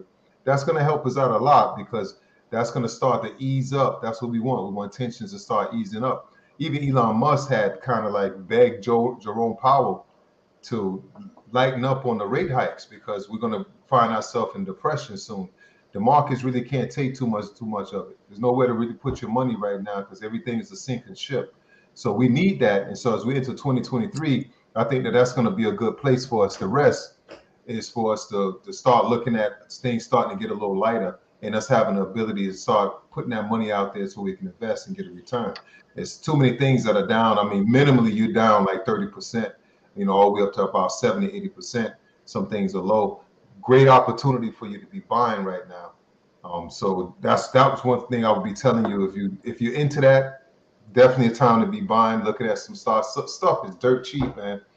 You can go and get some of this stuff so dirt cheap. And you're looking at last year, some of this stuff was like, some of the stocks that was like around 150, you can pick up now for like $30, $40 a pop. So there's no excuse when you have situations like this. Like I told you the other week, you're gonna stay consistent even when the blood in the street is your own. So even if it's your own blood, you still get out there and you keep investing. But like you know already, rule number one is that if you don't have any money saved and you don't have that emergency fund, like they say, you only need an emergency fund until you need an emergency fund. So if you don't have your money right, don't go invest and get your money right. Go and retool. If you need to retool in order to get some more money, get that second job, do whatever. Invest in yourself so maybe you can start earning some more money, get your second gig, do whatever you got to do. But you got to invest because I'm gonna go back to some old school stuff that I used to drop because I think that some people kind of missing the bus on it. But a lot of people gonna be on welfare when they go into retirement. You don't want to be dependent on the government when you get that old. That's gonna put you in a real vulnerable state that you got to deal with them in their system and got to get shuffled around and get in line and try to get your health care and everything else. You don't want that. You want to be able to control your own destiny. You're very vulnerable when you get old. You may be on medication, you may need this, you may need that. And it may seem like it's a long way off. You say, oh, man, ain't worry about that. Wait till I get like 50-something years old. It's too late. You haven't invested anything. You want to depend on this system to take care of you? Right now, Social Security was an experiment for baby boomers. So they're the first people to kind of go through this experiment called Social Security. And now they're trying to live off that. And now people are living longer. So you got people living 80, 89, 90, and they're running out of Social Security. Like serious talk. That's why I told you the other week, seniors are now starting to live with young people, bringing in people who are in college to stay with them so they can pay their bills and stuff. Don't get vulnerable in one of those situations. Don't wait to the end and then you say, oh, I want to start doing it now. You act like it's not a big deal. It's a real serious deal because what's going to happen, you're going to be right out here on welfare and greeting somebody at Walmart, or you're just going to be working hard. You're going to be a plumber. You're going to be a roofer. You're going to be doing some real hard work because you got to make money and make it pop. What you're not doing now, you're going to have to do twofold when you get older. Trust me on that. Because right now, you're young, you're vibrant, you got energy, you can do whatever, you want to hang out and go be with your friends and stuff, and you're not stacking your dough, and you're also not investing it. You're not leaving a legacy. You're going to leave your children with debt. And we've been having too many generations where everybody just come in and just grab a whole scoop of debt. It's like a big old cup of debt. Oh, you got some debt? Yeah, I want some debt, and you getting debt. And then that's messing your whole vibe up. Everybody's starting from zero, but you're not starting at zero when you're assuming debt. You're starting below that. And, we got to kind of get ourselves to start focusing on what's real. And that's something that's real. Get your ducats up so you can invest. That money got to work for you. Because when you get older, you need to have that nest egg. That's why, people should say, hey, look, get you a crib get you a house, so at least you can build some wealth in that. There's some wealth that's in the house. And you talk to a financial guy, he's gonna tell you it's a liability, and it is a liability having a house. But there's a certain thing called you building equity that allows you to establish some leverage. So let's say, for instance, you bought your house at 200 and something, you stayed in it for 30 years, and now it's worth 700, and you don't have no mortgage. At that point, you can take that money out and say, hey, I'm refinancing, or I'm doing a cash out refi, or I'm just selling my crib, and I'm gonna take that and go buy me a nice little townhouse somewhere. I ain't no mortgage, and I'm gonna live off 300 plus Social Security or something. At least you got some kind of nest egg, and then that'll balance things out. Because right now, if your lifestyle needs about $60,000 for you and your wife to live, what do you think it's going to be like when you get a little older? You probably say you can live off 40, and the price of living is going to keep coming up. So, $40,000 over 10 years, that's $400,000. So where you going to get that money from? Social Security paying you that. The average Social Security right now is $1,500. By the time we get there, probably about $2,000, and the cost of living going to be real high. You're not going to be able to live. It's going to be, you're going to have some janky situations happening, and then you and your wife going to be going to work at 68, 69. So instead of enjoying your golden years, you're going to be taking bullshit from somebody at a damn job or running around dealing with somebody's job. I'm telling you, you see it right now with some of these seniors that are taking some of the youth's job. That's why there are a lot of jobs out there for the youth, because seniors are actually gobbing them up because they have to. They got to go get back out to work. That's still gonna work. Right. The situation with the pensions and stuff like that, some of the pensions are starting to run out. Cities are running out of money with the pension. So what do you think that's going to be when you say, oh, I got 20 years before I retire, or I got another 15 years before I retire? So, and then, so that's where we at. So you're living off the credit cards. Like I was telling you when we was chilling on the patio, I was telling you the other day, you have that credit card which offers you that crutch. So you really putting about 25% of your expenses riding out on the credit card, and you paying the interest on that every month because you're not making enough money to take care of yourself. You need $2,000 to take care of yourself, but you spend $2,800 and you finance $800 on credit cards every month until it finally catch up to you, and then you be jacked in the game.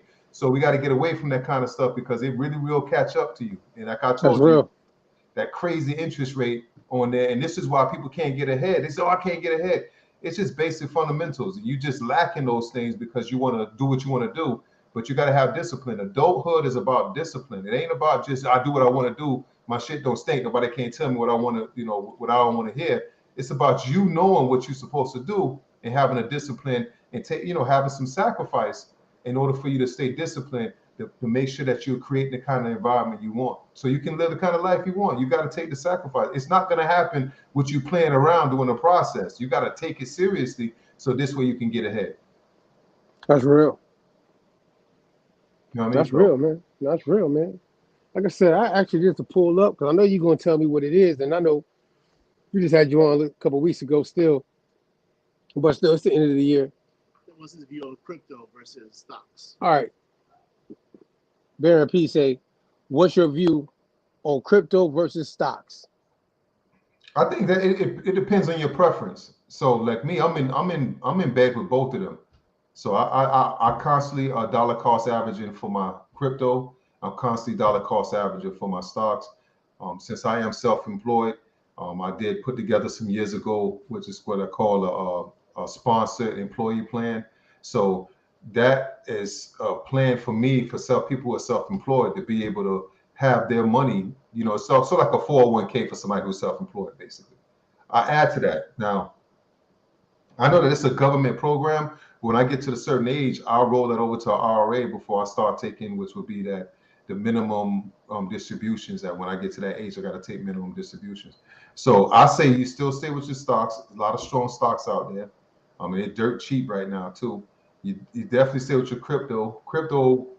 I would go with the heavy hitters. Look at your top 10, and I would just really stay with those top 3 or 4. Stay right around that range and keep dollar cost averaging, because right now we're in a bear market for everything. So as soon as things jump back up, everybody gonna be running and get happy and be doing a funky chicken dance because they excited because this money just pouring in from everywhere and everything done jumped up through the roof, and you're gonna see everybody excited. Everybody gonna have that tone like they're excited, And you know what I'm saying, it's gonna be bananas. And then you're gonna look around and say, damn man, oh, I could have put this in that. If I had put this much money, if I had put that much money. And it's not about you. Don't look to trade. Look to actually be an investor. Have a 10-year vision. So there's a 10-year timeline for you to be able to invest. If you're not looking at 10 years, you're gonna just keep pulling that money out. I'm definitely dealing with stocks in crypto, and I'm dealing with certain stocks. I've been trimming my portfolio with the stocks, and also been trimming it with crypto. And what I'm doing, I'm just shuffling stuff around, and I'm still getting some passive income with the crypto, earning a certain amount of money, so I don't have to do anything about. But I say you got to do both. Just definitely say both. If you like crypto more than you like stocks, nothing wrong with that. Ride it out. Do what you do. If you like the stocks more than you like crypto, fine. You like to blend like me, I like to blend because I like to feel like I can win in both areas. But you got to have some skin in the game, and you got to be there for a while. This is not jump in and I made some money and jump out. There's some people who are savvy enough to do that, but over time, the long-term investor always wins over the person that's just trying to trade. So, we'll definitely stay involved with both of those things. And don't get scared out of the market, because when the sentiment right now is like everybody's scared. Everybody's saying, oh man, I want to get in the market right now. The market tanking, market low. That's when you buy. You buy low, you sell high. You buy during a dip. This is a dip. Like for instance, Shopify. Everybody heard of Shopify. You build websites on there. Shopify was like $150. Shopify got as low as like $25. I picked it up around 30-something bucks. And I've been killing it for a while now. To the fact that I got a nice bag. That's what you want. So when Shopify jump up and the Shopify start doing 200 and something, you say, oh man, I bought 200 shares of Shopify at $25, which ain't really a lot of money. But now Shopify's 5G. Shopify now done jumped up, and you got 200 shares times $150. So now you rolling in the dough, you got a nice little size bag, take the profits. The money you put in, you say, oh, I'll put 2,500 in, I take 2,500 out. That's my profit. I keep the rest in there. Take your profits, maybe take that, put it in the bank, start getting your savings account or your emergency fund, or just take that and maybe buy something else that you like. Like Coca-Cola Consolidated, they're the people who bottle for Coca-Cola. That stock has been going crazy. It's been almost recession-proof.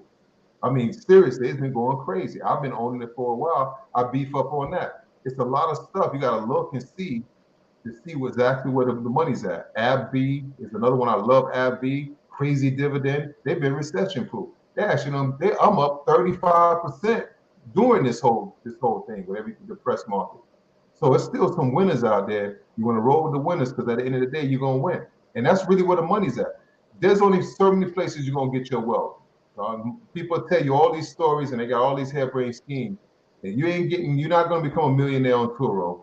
You're not going to become a millionaire because you cutting more grass every day. You're going to become a millionaire. You become a person that starts to build wealth when you're in one of these things, these vehicles that allows your money to move. So whether you're in the stock game, you're in index funds, ETFs, mutual funds, or you somewhere in crypto and you're doing a crypto thing, you've been doing it for a while, you understand what you're doing. You're doing something with real estate, you're buying, you're doing something with real estate, you got precious metals, you're doing something with that. You may like Forex or something like that. No matter what it is, get into the equities, get into the commodities, get into your real estate. You can go and buy land, but there's certain ways for you to build wealth. And you got to be serious about it and read. That's why I say you got to retool. It's all about you taking the time out to learn how to build wealth. You take time out to learn a lot of stuff, and that's fine. But you got to take the time out and get this, because I'm telling you, you're gonna be right in line with somebody else talking about, yeah, man, I ain't get my check this month, or yeah, man, I'm waiting for them to give the new card, or the card's late this month, and that's what you're gonna be doing. You don't want to be dealing with that. That's when you start to depend. That's socialism, because every government, like we're capitalism, right? But we have socialist programs that are involved with the capitalism. So you don't want to get on the socialist side of things, because then now you started to say you're vulnerable, and I got to depend on the government to be able to take care of me. How the government gonna feed me? It's gonna feed me and my family. Government gonna give me medication, make sure I'm doing all these things. When you're in that bag, you're in that boat, you're vulnerable, and most likely you're not even gonna live that long, because you're not gonna get adequate health care and all those kind of things. You have to skimp. Why you think some of these people man, I got to get medication or I got to pay my rent? You don't want to be in that bag. That's bad news. And you're gonna be there. Go ahead and do your work. And those are places You put your money. It's really about the investing. Invest in yourself, and you got to do it now when you're young. You know how many people I be seeing 35, 31, they already been millionaires. You know, they've been doing the thing. They listen. They got the rubric, they followed it, and they listen, and they actually had a plan and they executed. That's what it's mainly about. And you got to That's real. get the bank, man. Get the bank up. No, I appreciate you, man. You the money corner, you know what I mean? Master Ether, money corner. You always got to let people know that. I got to reiterate that all the time when we have them pull up on Aboriginal Wall Street or any discussion we have. I know you're gonna be a man that's gonna be straightforward. You know what I mean? Practically based off what work and what don't work. And if it don't work, we gonna try to ain't got time for it. You know what I'm saying? Right. Let's pull up approved guy real quick. I know you ain't talked to an approved guy. You know what I mean? So before I go into letting the approved guy go into his part of the conversation tonight. What's up, though? What's up, Sad? What's up, fam? Peace. Peace to you. Peace. What's good, Money Corner? Nice to sitting. Peace and blessings, bro. Same here, man. Hey, Sab, you've been sitting in the corner listening to Money Corner. So tell me what you think about, obviously, in your interaction this year on the podcast that we've been doing, the Autonomous Party with Aboriginal Wall Street, and just our every first Sunday bills that we've been having discussions on economics and just, businesses and all those different things. What you thought about everything, what he just said? I agree with him 100% on everything he just said. One thing that he said that I really agree with is being diversified and not putting all your eggs in one basket. You know what I'm saying? He named off at least 8 or 9 different things there of ways to generate wealth, and, you might be one person may be more attracted to one thing or another, you know what I mean? But it's not just what you're attracted to, it's also what you're good at. And you might not be good at something when you first learn about it or you first try. You might crash and burn, and a lot of people give up and quit, but it's really about getting educated. And what the previous guest said, the young man that you were interviewing, I jumped on at the end there, which is about being obedient. You know what I'm saying? Obedient to your calling, obedient to your mission. You know what I'm saying? And basically, a lot of people just look at people who are successful, whether they be athletes, musicians, or other successful business people, and they're like, I want what they have, but they're not willing to do what they did to get what they have. You know what I'm saying? Which means late night studying. If you want to be an author, you're looking at an author who wrote 50 books. He didn't do that passively. That was something that man spent late nights while you were sleeping, he was writing. You know what I mean? We look at even like musicians. People don't respect musicians or athletes. They don't see the hard work that goes behind the success that they have. You know what I'm saying? Like, you really think you want to be an athlete? That's not that easy. It's hard. You know what I mean? Like, I'm watching the World Cup. These guys play, these guys play club. They play international. They go from, they don't sleep. They don't sleep. And then they're training. You know what I'm saying? That's why they have to have those, all the technology to heal their bodies, because it's taxing, so. And the same thing goes for your mind, knowledge and information and application of information to whatever you want to do. You can't do it passively. If you want to be successful, you got to go in. You got to go all in. Period. All in. You got to go all in. You know what I'm saying? And then don't get stuck in one way. Always keep your mind open to learn from other people and from new things. There's new technology. There's new ways to do things, so I got an example for you in our real life scenario. Me and you, Sab. Sure. We've known each other since high school, right? And obviously our network of people we are affiliated with, right? You remember the time when you came up with the idea called Red Carpet Social Events? Yeah. You set up the app. You did some work. I remember you hit me and I came to the crib. We used to build. I'm like, boy, okay, I see what you're doing, Sab. You feel me? I gotta give a shout out to Devon, right? And then you expanded with the ideal. Again, you're not a partier. You don't go out and party every night Or now you just had this idea just for the social understanding of this red carpet social events, and you reached out to people like me and obviously people like Devon at the time that had access to certain networks and stuff like that. You know what I mean?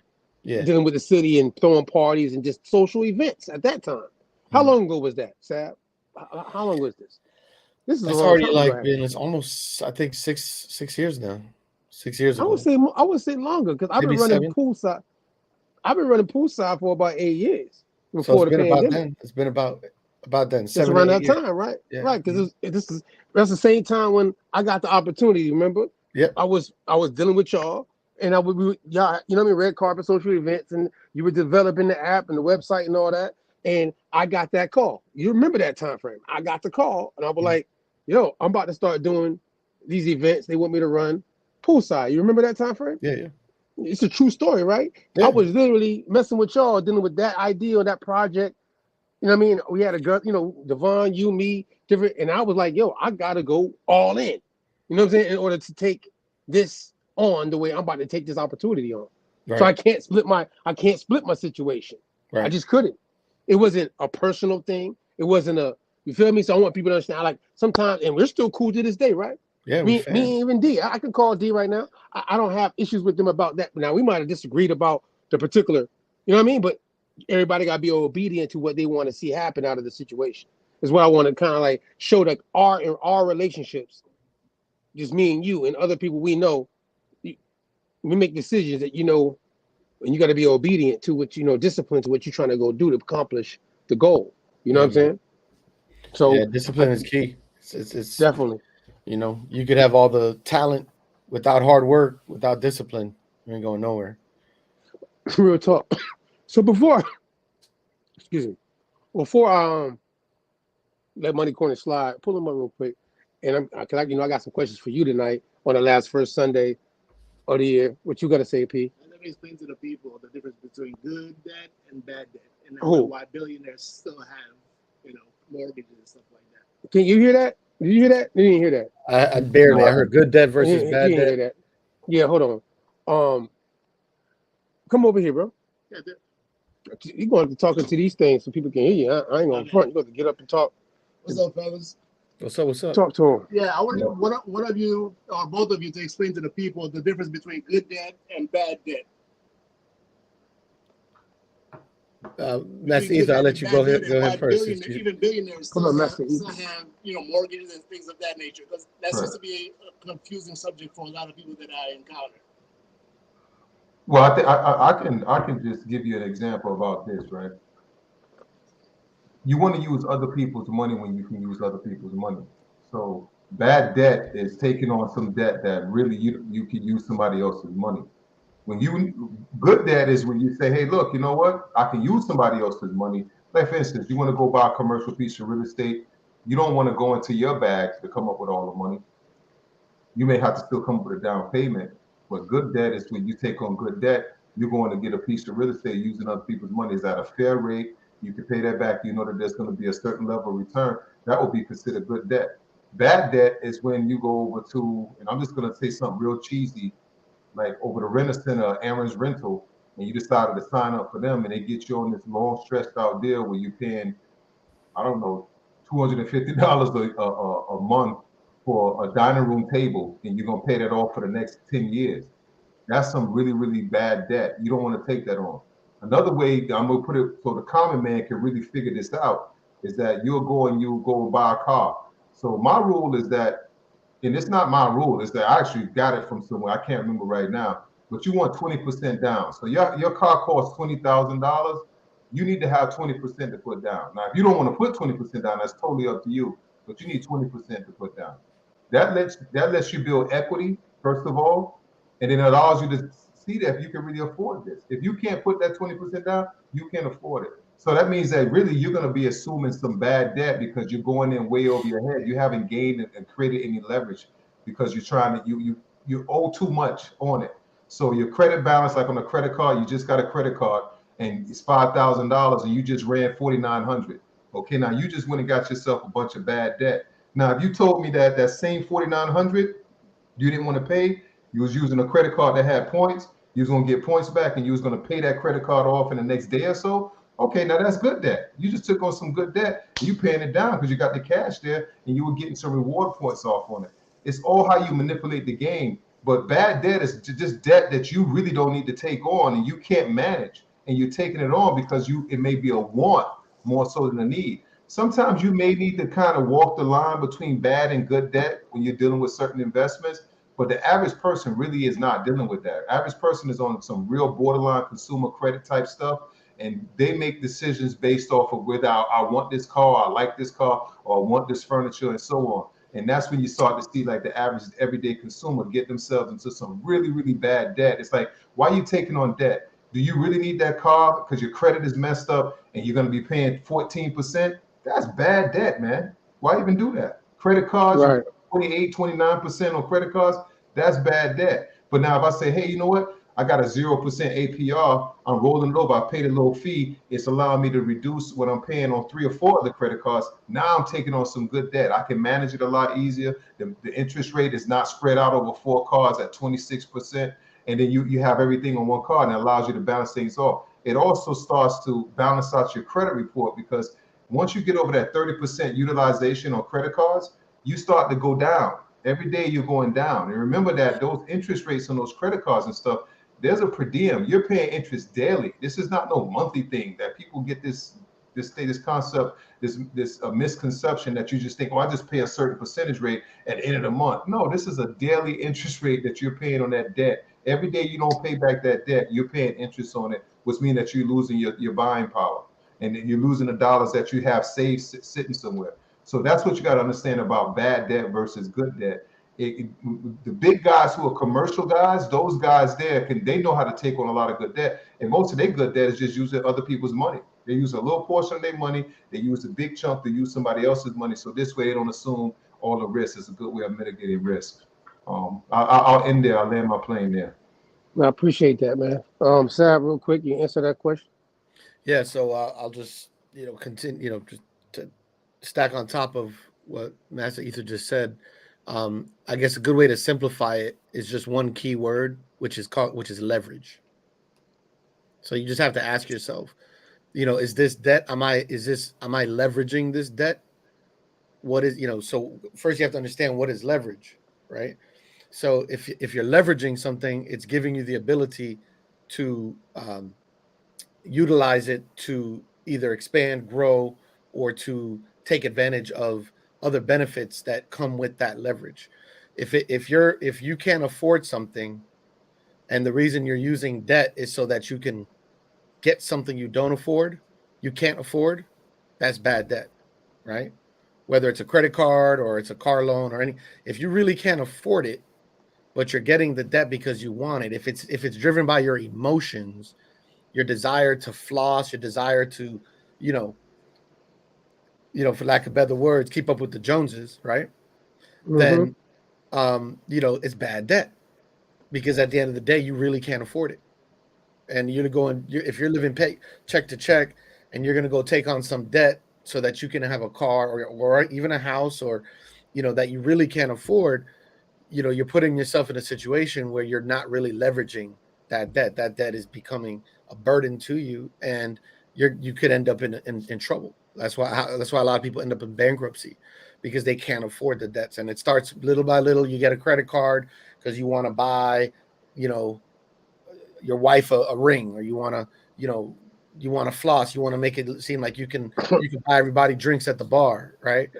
Living over your means. Yeah, so you're living over your means. Yeah. So you really can't afford it, bottom line. So the key word is really leverage. If you're leveraging debt, whether it be a credit card or a loan or a line, any type of debt, if it's being leveraged and you've done the math, you've run the numbers, you have a business plan, you know what I'm saying? You actually have a strategy. You don't just dive into a pool head first. You make sure there's water in the pool. Real talk. You know what I'm saying? And you've prepared, you've mitigated the risk, you've minimized your exposure to risk as much as possible, then you are leveraging that debt, right? So debt can come in so many different ways. It can also come in the way of what you owe other people for them helping you. It's not just financial debt, but it's real. When people do you favors. Exactly. You owe somebody something for what they did for you. That's debt too. Exactly. That's debt. That's a dangerous debt. Sometimes be careful who you owe a favor to. We're gonna get into that in a second, but still. Yeah. So no, we'll go. Yeah, we'll talk to pause because I mean, unless, are you landing or you got anything else? no, to so say? just I don't wanna keyword go is in. leverage. Keyword is leverage, and if you don't make any decisions based on emotions, especially when it comes to borrowing money. Indeed. All right. Well, I mean, have you guys both been keeping up? Can you split our screens and pull all three of them up before we I let Monique got 6 minutes, and I got some questions for. And I'm gonna let Sad go into his thing. But like I said, I got all three of y'all together, and obviously I've had y'all on Aboriginal Wall Street on the first of the month podcast since I've started this podcast, and dealing with the economics and different politics and stuff like that. So my question is, with current events and certain things, but politics. Let's go into politics real quick. I want to hear y'all thoughts. With the random things you've heard in social media surrounded, like Kanye, the Kyrie, the Jerry Jones, the racial tension that's taking place in America right now. I really want to hear your perspective. This because I never really get to ask y'all these questions because we always talk about economics and things. I want to hear y'all real true thoughts on the social things you hear, whatever you might hear. If you heard about it, what's your thoughts on it real quick? What y'all think about what's going on right now with those things? Who want to go first? Either one. I'll jump in real quick because I know you ended with Sab anyway. Right. Yeah, it's just freedom of speech, man. You know, being able to really truly have freedom of speech, and do you respect everybody's freedom of speech? So for instance, it's okay for people to have a lot of anti-black narratives. The music can be anti-black. You can say a lot of anti-black stuff. You can go around and people can be killing people because they're just black. But as soon as a black person says something, and it can be in an open discussion, meaning that you can debate it and see if in fact you can beat it, to see if that with the perspective that person has, if you respect it enough to have an open discussion, I think that we can start to have an exchange of the minds and we can start to understand each other a lot better. But you got to have that freedom, whether it's something you dislike or not. And then what you do is that once you start to have these discussions, because it's open discussion, some of the stuff that's incorrect is going to get ruled out. It'll fade out. And the stuff that's real talk, that's unrefutable, that's the stuff, undisputable, that's the stuff that people are going to start to ride with. So it's just, you have some darkness because you haven't shed light to something. And so now you have the ability to start shedding light to something. And most of these things are conversations that we've been having in our inner circles. And now they're starting to hit mainstream. And now we're starting to get a bigger stage and people are starting to have to respect that. Now, of course, some of the ramblings of Kanye West is just off. He's really off center with a lot of stuff he's doing, especially some of that alt-right with the Nicholas Fuentes and all that kind of stuff. He has some stuff going on with him. So he's a whole other thing, but essentially it is freedom of speech, because like instantly everybody canceling Ye, right? And even Nike was trying to give Urban some issues, but Balenciaga, nobody canceling them. Is Chase stopping their banking arrangement with them? Are they stopping that? Look how many other people in politics that are pedophiles. Is somebody stopping their relationship with them? The Rothschilds, which is essentially what came over to own Chase Bank, the Rothschilds and Chase was washing money for Nazis. And that's a fact. Anybody got smoke for them? Anybody canceling them? Anybody saying, hey, you anti-Semitic? No, you're not. You fought with that. Amazon said they ain't going to take the movie off. You got some smoke for Amazon? You don't have smoke for Jeff Bezos. You don't have no smoke for none of those kind of people. But you're going to prey on the people that don't really have any power and the people that are really under the vice grip of the corporation, because you see Ye is not under the vice grip of the corporation, but somebody like Urban is still under the vice grip of the corporation. So either sooner or later he's going to bend. But now the grassroots and a lot of other people, we're unwavering. We're not going for the crap. And we're saying, look, this is what the truth is, what the truth is. If I can find you and I know that you was a part of the slave trade, I'm going to call it what it is. Like I told you in the other episode, Professor Griff, Public Enemy got broken up because of the same thing. Professor Griff said ABC, And because he said that, all of a sudden they jumped down and said it was anti-Semitic. The whole group got broken up. He said it again on Nick Cannon's show, and that's why Nick Cannon's show got taken off the air. And Nick Cannon ran and apologized and had a bunch of babies so he can get back in the good grace. You know what I'm saying? Had a bunch of babies. So it's like, you see what I'm saying? Like, certain people can say certain things and do certain things. They can move a certain kind of way, and they don't have to offer no explanation and no apology. But then certain individuals, if you even breathe wrong and you look wrong, there's going to be a big deal. And you see that LeBron James looked a little ticked off because he was like, look, y'all didn't ask me nothing about Jerry Jones. Y'all asked me a whole bunch of stuff about Kyrie.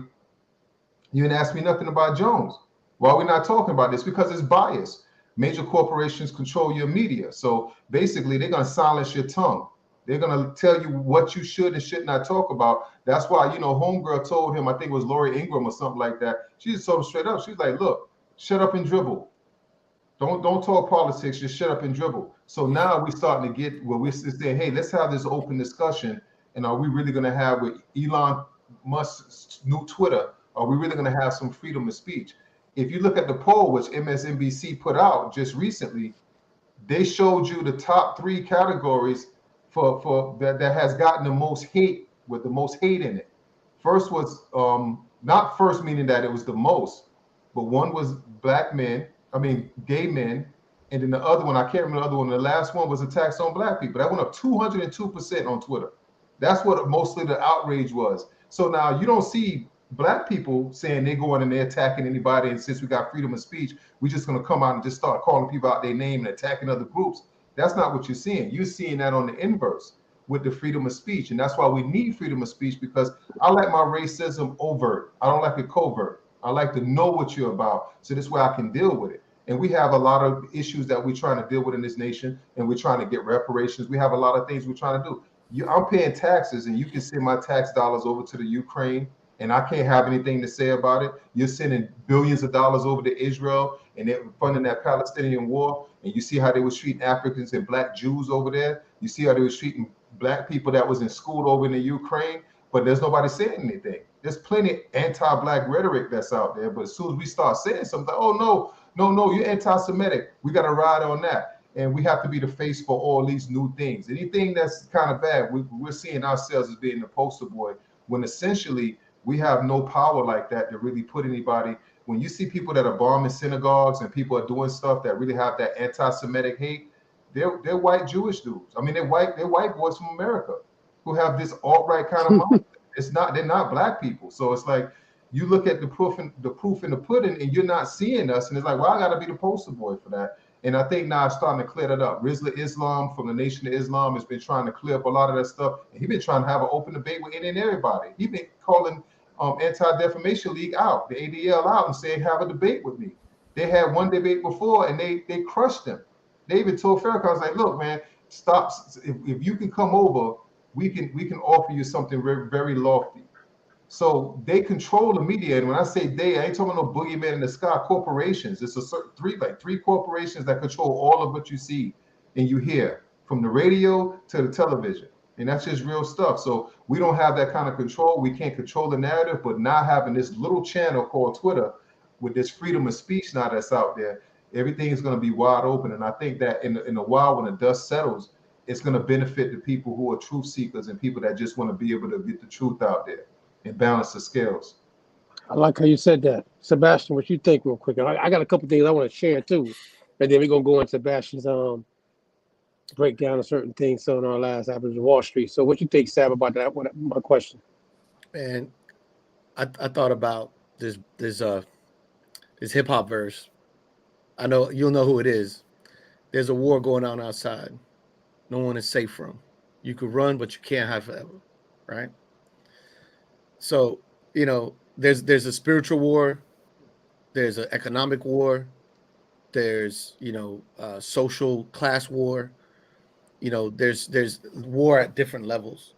And when you look at history, and, you know, whatever kingdom conquers another kingdom, they wipe out the history of the pre-existing kingdom. The history is told by the conquering kingdom or the conquering tribe. It's whoever has the power gets to, you know, dictate the storyline, right? The victors of the wars will write history. Yeah, so I mean that is it's exactly what Master Ether is saying, is that when you have people speak up due to our freedom of speech that we have in this country for now, it's shaking up the powers that control the dialogue, control how things are represented, and what is considered truth, what is considered to be acceptable. So yeah, it's a required, regardless of your position, or like whether you agree or disagree with some of the things that these different that Ye said or whatever, not right. It's a necessary, it's needed. These things have to happen, because without people speaking up, whether they're confused about things, maybe they might be off a little bit here or there, like he is in some cases, but it's required to shake that tree so that that dialogue can happen. But the problem is, like Master Ether said, like if all we do is we just have these conversations in our own little circles, right? And especially with social media, where people join groups and with like-minded individuals, and all they do is vent to each other about them. You know what I'm saying? Them, like, I don't know who this dude is, man, but I love this. I love this dude. He's this Rasta guy. I bumped into him on TikTok, and he was asking this white guy. He was like, "What color are you?" And he said, "Well, I'm white." He's like, "Who told you that?" He said, "What do you mean? You can see." He's like, "Yeah, but somebody told you you're white." And he was like, "Well, no, I know I'm white." He was like, "Do you know you're white, or do you believe you're white?" And the guy started thinking about it, and then he said, "Well, I guess I believe I'm white." And he's like, "Let me ask you a question. If I take 5 glasses and I pour water in each glass, what do you see? It's water in each glass. But if I paint that glass a different color and I put a lid on it and you can't see what's inside the glass, you're going to naturally assume that each glass is going to hold a different element, something different, because you're looking at the color of the glass, but inside the glass is the same thing." You know what I'm saying? So we've all been preconditioned for a very long time to look at each other and classify each other as a color, as a race, or as a religion, but at the end of the day, what's inside the glass is the same thing. It's the same thing, but this is just how we've been preconditioned. We've been taught this information. We've been taught to think, to see each other differently as humans. You know what I'm saying? And the only way that is going to change is by those of us who have the boldness to speak, just like the slave who revolted. You know what I'm saying? Like a Nat Turner, or just some. If we stay quiet, if we stay quiet, whether it's injustice to my body or my family or to my neighbor, I'm accomplice to it. If I don't say something, or if I don't do something, if I see a crime happening and I don't say something, right? I might not go to jail for it because I didn't participate in the crime, but I didn't do anything to stop it. So it's time. It's just a part of our process that needs to happen, and it needs to happen more often. And the fact that when these brothers speak up or have an opinion, they get shut down so quickly, that shows you that, yeah, you know what, these things need to happen more often. Like, it needs to happen, and people need to wake up and realize that they might be making millions of dollars, but if they could tell you that you can't play, and they're gonna take this and that away from you to some level or degree, you're still a slave. Because you don't have the power to continue to do what you do without them giving you the permission to do it. I want to can I say something real quick now before we go into your section? Before both of y'all leave me, I got both of y'all here. Can you pull up that link? God, the first, give me these 2 joints real quick. We can give them real back to back. You're gonna take me like 5 minutes of your time, and then we're gonna go into Sab and some things that I know you want to close out with us on this section of what we've been talking about. Thank both of y'all for joining us, obviously. So I want to just share this though, because obviously people might not know. Henry Ford and the Jews, the story of Dearborn. It says the story of Dearborn didn't want told. Now, this is the Ford car company today. Like Jerry Jones, they talk about, and other people. This is Henry Ford. Slide down real quick.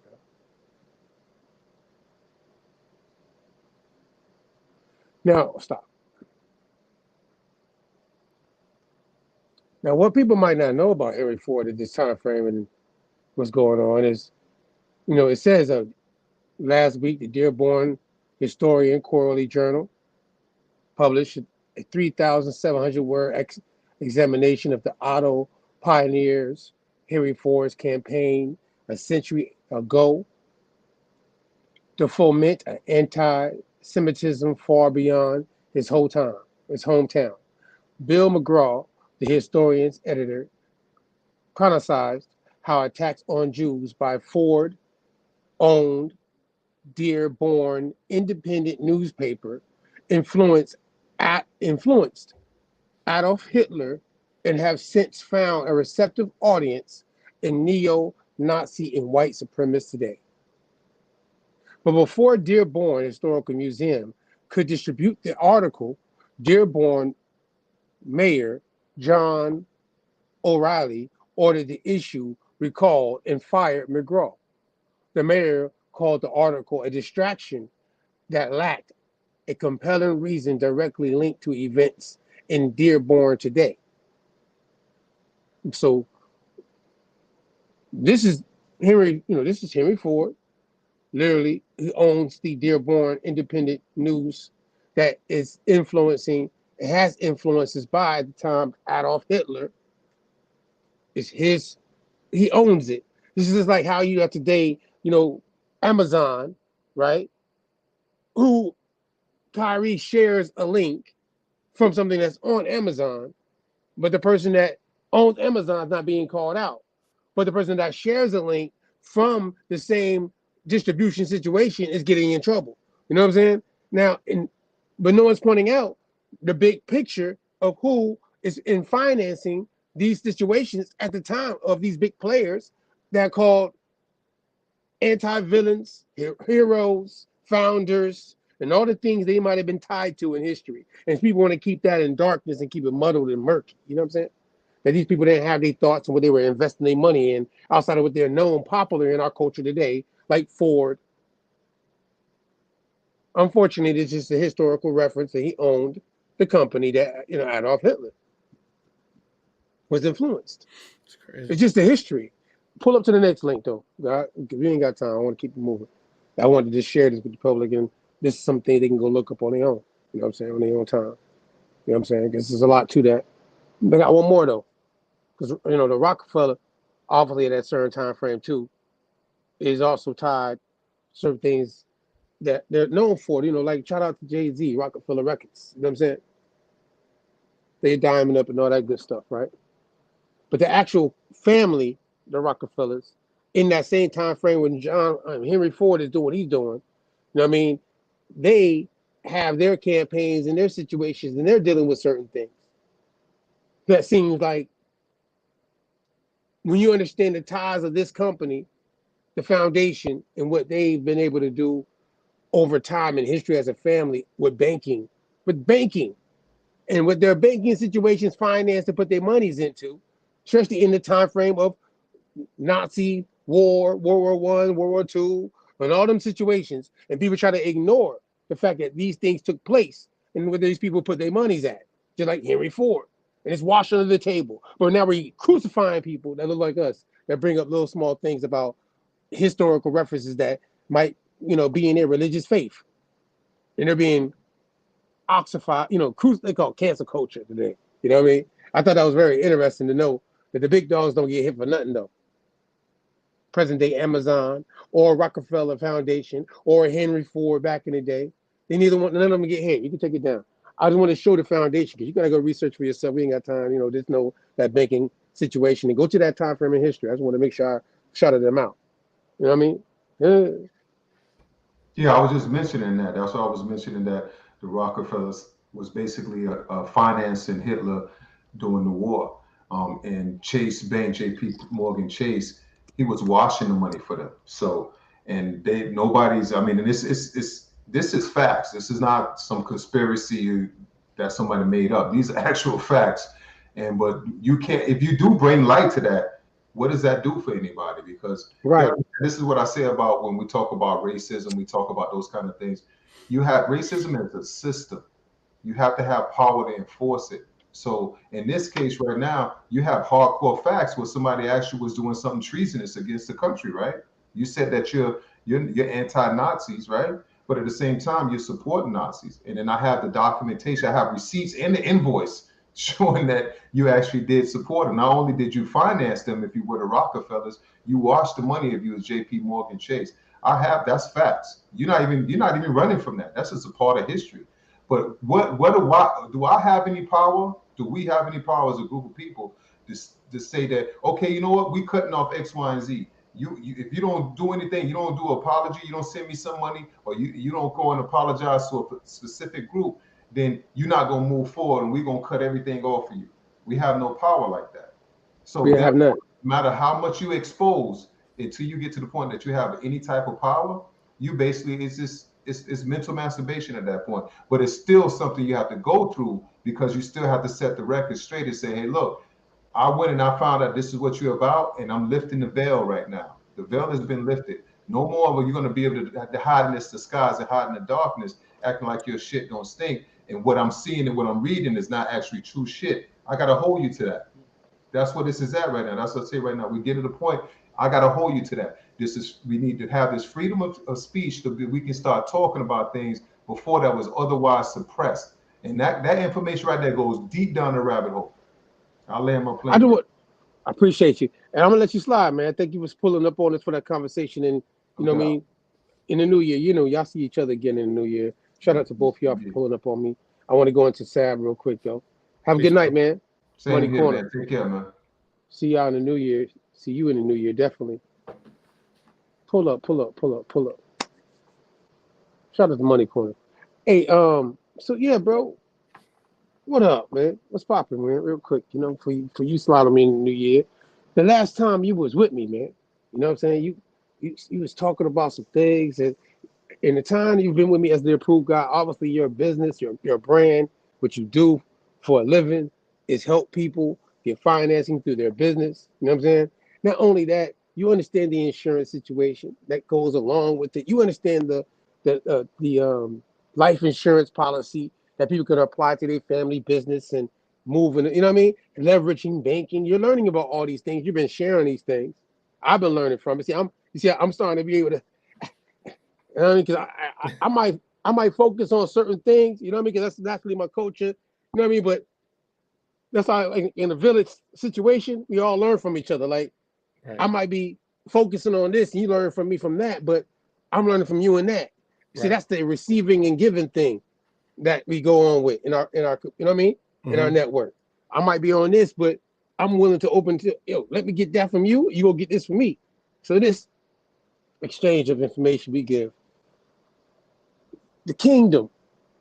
You said something very key last time. I don't know, if you want to just reiterate that. I want you to, and because I want to go from the kingdom down type shit conversation going into the new year with you. Okay. With some of our dialogue. You know what I mean? About how trust, insurance, businesses, you know what I mean? Layout of the kingdom in a modern day scope of a person that has their situation together and is moving within God and autonomously on earth within their kingdom. You heard me? I like to say Malkut. I say Malkut, but I get it. It still means kingdom. So we can let's engage. Talk to me, brother. Tap in. All right. So I guess first, I'll say that it's very difficult for a lot of Americans to even grasp the concept of kingdom because we're not in a kingdom. This system that we're in is a quote unquote democracy, which is a capitalist system based on where basically cash rules, right? The almighty dollar is the king. It's all Cream, baby, about cream. yeah. So it's all about money is the king, regardless of your faith or your belief. I reference the Bible, right? That's me, Right. right? When the Bible says you can't serve both Mammon and God. Mammon is a deity, which basically, to simplify it, is the dollar, is money. You can't serve both money and God. You can't serve the creator and money. You have to choose. Technically, you can't even serve two things at the same time, whatever it is, right? But you definitely can't serve the most high creator and also serve money. So the problem that we have is that we don't understand kingdom. We don't understand authority, right? As a matter of fact, we rebel against authority, rightly so, because we're in the wrong kingdom. So you're going to rebel because you're not in the right kingdom. If you're in the Right. wrong kingdom, you're being put under the rules and under the authority of another king, another people, another tribe. You're going to rebel because something inside you tells you this is not right. This is not the kingdom. So we tend to rebel, and therefore we're not obedient. And if we're not obedient, then we can't. We will end up incarcerated or dead, one or the other, or struggling because we lack discipline to grow. Right. So that's why when Jesus was presented, Yeshua was presented with the question by the Pharisees, who they basically showed him a coin, right? They throw a coin at him and they said, who are we to serve, Caesar or God, right? Who should we pay tithes to? Who should we pay, right? And then Yeshua looked at the coin and he said, whose face is this, right? And they said, Caesar. And he was like, so render unto Caesar what is Caesar's, and unto God what is God's, right? What that also means is that whatever kingdom you're in, you have to respect the authority of that kingdom that you're actually physically in at the moment. So I may be a citizen of another kingdom, but if I come over to your kingdom, kingdom of Mac, Ether, right? And you have laws that you set forth for your kingdom, I have to respect that because I am no longer in my kingdom. Mm-hmm. And I have to know those laws, right? Sound like jurisdiction. Go ahead, It's all about jurisdiction. It's all about jurisdiction.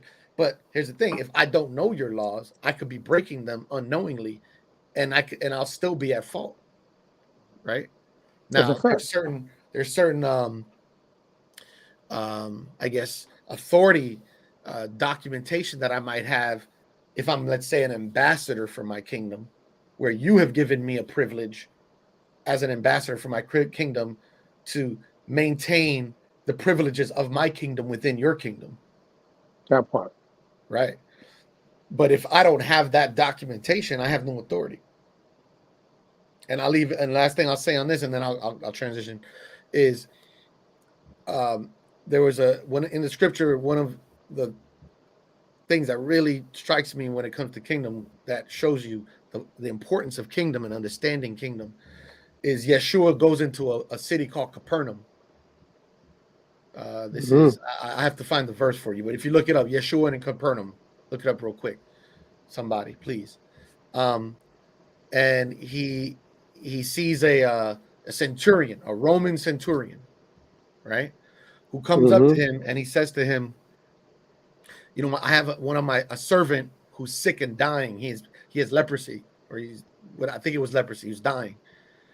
And, he asks him, please, can you heal him? So Yeshua says to him, take me to him. And the centurion says, there's no need. You just say the word and he'll be healed. And then the scripture explains, or he says, because see, I understand because I'm a centurion and I have authority above me. And when they say do something, I do it. And I have authority over soldiers. And when I say do something, they do it. Right. So the thing about these Romans, right, is that they understood authority. Because if Caesar said do something, he didn't have to go do it himself. A king doesn't go and do it himself, right? But he'll that order will go down the ranks of authority, and with his name behind it, right? His name behind it, that authority then allows that it puts it into play. He has the power to do it. So, for example, if the police come and knock on your door, and they say we want to come and search your house, if they don't have a warrant, they can't enter, right? Because what does the warrant do? It gives them the authority because it has a seal on it from a judge, a magistrate, who said this warrant gives the police department the authority based on the judge's seal to enter your property without you allowing them, without your consent. But without that seal, right? So this is all kingdom. And the problem is that we don't understand kingdom and authority. And we don't respect kingdom or authority, right? And so if we don't understand kingdom and authority outside, how can we understand kingdom authority within? How can we apply kingdom and authority within our families, right? With our wives, with our children, and then elevate ourselves to true kingship. A lot of us talk about we're kings and we're queens, but do we really understand what that means, right? Because the first thing a king does when a king becomes a king is he surveys his territory. He surveys his jurisdiction, right? And he goes and he marks it, right? Because you have to have a border that says this is my land, and once you're in this land, you're under my territory, in my jurisdiction, under my authority. But if you step out of that land, or if you come, you're no longer in that, under my protection, under my jurisdiction, under my authority. And if you're coming from an outside and you come into my land without my permission, right, then now you have to answer to my authority, my jurisdiction, My kingdom. my kingdom. Now, you say Joshua, or, people all today, Greek, Latin, English, Jesus, Ios, all that.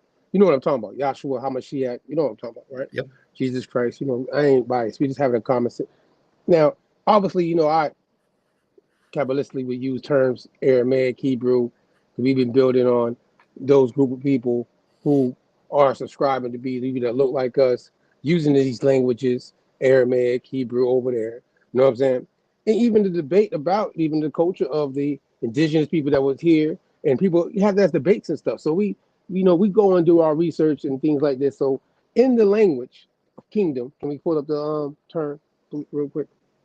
I want to show. I said Malkuth, so I want to show you this real quick, so everybody knows. So I want to be saying things and be like, "Oh, Mac, what you saying?" Malkuth. Make it a little bit bigger. Show them the tree real quick too. Show them the tree. You gotta show them that Kabbalistic tree. It's always good to show the tree because they correspond in things whenever you see the word. See, words have actions and symbols and stuff correlating to it. You know what I mean? On this tree, even when we zoom, we're gonna zoom in, right? Because matter of fact, some people might not notice, right? This year, the calendar year that we be doing this podcast, I use the term sometimes on flyers of Doth 2022. You feel me, God? Right? I've been putting on flyers. That's that word right there. You see in the middle, DA with the apostrophe and then AT, but I put an H, like Darth Vader. You know what I mean? From Star Wars and shit. We're gonna slide down though. We're gonna go down to the bottom. And it's gonna show that word, Malkuth. That's the bottom. That's where your feet at, based off the tree. You know what I'm saying? Of his Kabbalistic situation, right? So now I'm just showing you that it's there. It's not me making it up. It's there. Malkuth is right there. Now, go to the word. This is what is this? What is this? Real quick. source people can understand where we were getting the source from too. So we skip ahead. Definitions, you know what I mean? Just to give you a regular source where we pull the word from. You can go do your own research in detail if you want. However, then we're gonna make it bigger, please, so everybody can see. Slide down a little bit. Right there, very good. Thank you, brother. Boy, but I got to agree with hitting it, boy. All right, so check this out. Malkuth, and then it says Hebrew, modern, and then even Ashkenazi, you know what I'm saying? It says kingdom, right? See, kingdom. Malshut, or Malshus, however you want to pronounce that. And your swag, or however you do it, people speak it better than me. I know I ain't that good at it. You know, I've been reading, but I ain't, anyways. Also identify as Shekinah. Yeah, Shekinah. Oh, that's that feminine principle that might not be told about, but you learn it about in the kingdom that rests upon. That's in scripture. You gotta look it up, the word. So when you get a chance, go back and check out that word. And it says in the 10th of the Sephirah, in the Kabbalah tree of life, which you just saw up there, that last little glyph, symbolization, everything like that. It says it sits at the bottom of the tree, below Yesud. That's also correlated to some things I ain't gonna go into. This Sephirah has as a symbol the bride, correlated to Shekinah, by the way, which relates to the sphere of Tiferet. You gotta read the whole tree to understand that all these things symbolize the bridge groom and all that good stuff. Unlike the other 9 Sephirah, it is the attribute of God which does not emanate from God directly. Rather, it emanates from the God's creation, where the creation reflects and invents God's glory from within itself. The word can be translated or identified as positive communication, royalty, kingly, dynasty, humility. This is with this one Sephirah, which you saw the tree earlier, he just showed you at the bottom of the tree. But in English, from English to Hebrew, you see what I'm saying? That's all really trying to I wanted you to see the substance that come with it. You know what I mean? So everybody can just hear it for themselves. This is the, but the word Malkuth is correlated to the word kingdom. If we was to translate Hebrew to English, right? You know what I'm saying? So it's interesting how you're dealing with estates, right? We're dealing with, think about some of the things they're talking about, right? Like the estates, humility, discipline, jurisdictions, the realm. Slide down a little bit. Slide down. Positive communication, how you deal with people. You know what I mean? Going from one place to another within kingdom, right? On earth, right? It's kind of crazy. But either way, Malkuth, again, big words. You can go look it up again, anybody that's interested. Japanese and all that good stuff. I mean, I just want to give a basic definition for anybody that didn't know how that correlated. So when I say words, you'll be like, oh man, where you get it from? Well, it's there. All right, we slide. That's it. Let's get it. So yeah. So now, this kingdom, I want you to go in, because how you're dealing with the word based on, and I know you're dealing with scriptures and different things too, but also it's also correlated to estate situations, right? Am I wrong? Yeah. So and your understanding of what you know now, with your professional background of everything with this and everything too. Right, because the word in English kingdom, right, it's 2 words. It's king, which is the ruler, the head, right? And then dom, which is the root of the word dominion, also domain, right? Right. So the ruler of a domain is the domain of the king, right? So when you go back to Genesis, I forget the exact verse. We go back to it, look, you'll see it. When the Creator God spoke to Adam and Eve, right? What he did is he said to them, he gave them dominion over the plants, the planet, the fruits, the animals. He let them name the animals. Right. They had the authority to name the animals. He never gave them dominion over other men, but he gave them dominion over the resources, over the planet. The land. What came over the land besides them, right? Exactly. Now, a king in a kingdom owns everything. Mm-hmm.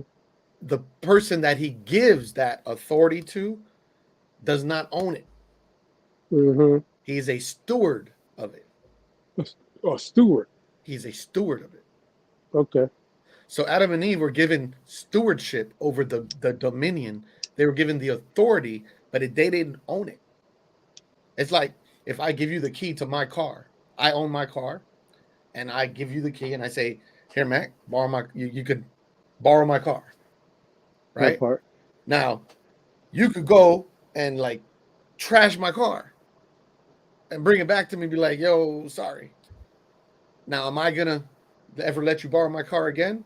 Probably not. You know that. Right. You come back with an empty tank, you know what I'm saying? The car's all You know what's scratched up, up. Yeah, dented, come on, you know dog. what I mean? I'm never gonna What let you you got borrow my going car on? again. I'm What sorry. you got going on? Yeah. But if I gave you my car and you come back with a full tank and it's spotless and clean, you got it cleaned up nice, you give it back to me nicer than I gave it to you, right? I'm gonna be happy to let you borrow it again. Real talk. I'm gonna hey, let me know anytime you want. You can borrow it again, right? Because you were a good steward with what didn't belong to you. The problem that we have is that we don't understand kingdom. Because if we understood kingdom, we would understand what it means to be a good steward. We would understand what it means that when you get your first job that you hate, getting paid pennies and crumbs, that if you're a good steward with that job, you come on time every day, you work hard, you don't love the job, but you're a good steward in that job, then it's going to open up doors for new opportunities. That might not be your purpose, your plan, your vision for your life, but that might be a stepping stone. But many of us don't want to be good stewards in the stepping stones. We just want to get to the top. We want to become millionaires, but we don't want to go through the struggle of becoming a millionaire, including when you have to deal with other people's own, when you have to deal with being a good steward of other people's property, right? We want to have a nicer car, but we can't take care of our car. We want to have a nicer house. We live in somebody's property that we're paying rent. And if the fan breaks, we call the landlord.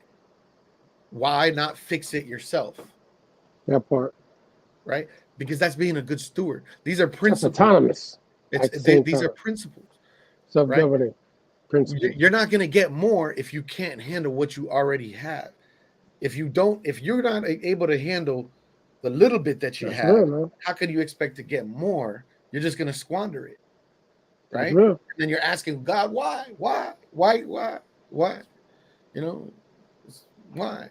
It's because you're not a good steward with what you have. So you got to be a good steward with what you have. That means that you have to be obedient to authority. Now, what authority are you talking about? I'm To talking yourself? about the highest Govern authority. yourself? Okay. I'm are you talking about the highest okay, authority, and I'm right. talking about the authority. If you go get a job and you hate your boss, you are still under his authority. Why? Because you're working. You put yourself his in that company, position. and he's you know what I'm You saying? put yourself in that position. That's Yeah. That was an Whatever autonomous. authority you are under at the moment, you have to honor that authority. No, that's like contracts. That's dealing with whatever the case might be. 1099 from a W-2 to you were a business and you got relationships and you know what you're dealing with within who your relationships are. You know what I mean? Right. In your kingdom. You know what I mean? And your resources are coming into your kingdom based off of who you're networking with, because no man stands alone on an island, even on a bigger level of things. Right? But especially when we're young, including myself. Right. My first job, I hated it. I hated too. it. And I didn't want to be there. And I did too. as little bit as I could. I got there late, probably, and then I try to get out as early as possible. That part. And then I wondered why I wasn't progressing in the things that I really wanted to do. Exactly. It's because the things that I had already been given, I didn't honor it. I wasn't a good steward with it, right? The money that I got, what did I do with it? I went and blew that money. I wasn't a good steward with it. I didn't save it. I didn't put 10% aside, you know what I'm saying, for taxes, and 10% aside for giving. Giving? Give to who? I'm not giving to nobody. Right? This is my money. I work for it. It's that part. I guess that's the problem. Listen to what I just said. And this is what we all say. This is how we've been taught. This is my money. I worked for it. Wait a minute. If I adhere to kingdom and everything in a kingdom belongs to the king, that means that nothing belongs to me. This hat don't belong to me. This shirt don't belong to me. None of this belongs to me. Nothing. It belongs to the king. I'm simply a steward of these resources that the king has given me. Right? So I'm go ahead. No, because it sounds as if, though, if a person in modern day time is a trustee, it really don't belong to them either. That's you see how that works? I mean, I'm just that's right. You're just the steward. You're just the steward. You're just the you're a steward, and you're going to pass it on. You're maintaining it. It's your kingdom, yes, it's your estate, but you're just the trustee of it. You're not. You're working that on behalf of the people that's beyond in it, and that within the civilization and the morals and the principles and everything. You know what I mean? Within that, even from a village standpoint, from a clan standpoint, to a tribal standpoint, to a kingdom. From you know what I mean? Now you get the nations, which is kingdoms and federations and empires and stuff. That is still steward situations that are being passed down positions from them hierarchies, going from the lower down to up to the higher, and you're still within that kingdom situation. You know what I mean? Imperial situation, even to talk about it. You know what I mean? But now within your own home, running a family office, right? A family business. You're the king of your home. You're the king of your home, right? You're a state of your home. You're the patriarch. Or shout out to the ladies. You're the matriarch. You know what I'm saying?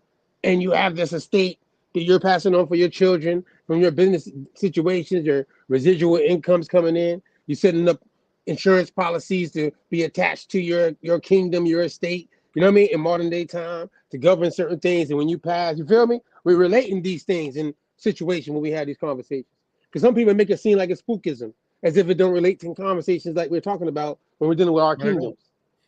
It's real. It comes down to everything we do in life, man. And if the thing is, we don't know these things because religion doesn't teach this, right? Like I said, I go to the Bible, right? You ever heard anybody talk about the Bible like this before? I'll let you everybody ride because we know our creed is not to be biased on none of the faiths that come in here and talk to us about any of these things. That's not like this is not what they teach or talk about because this is or even in that, yes, in that situation they don't know. No, I see what you mean. Yes, I got you. Yeah.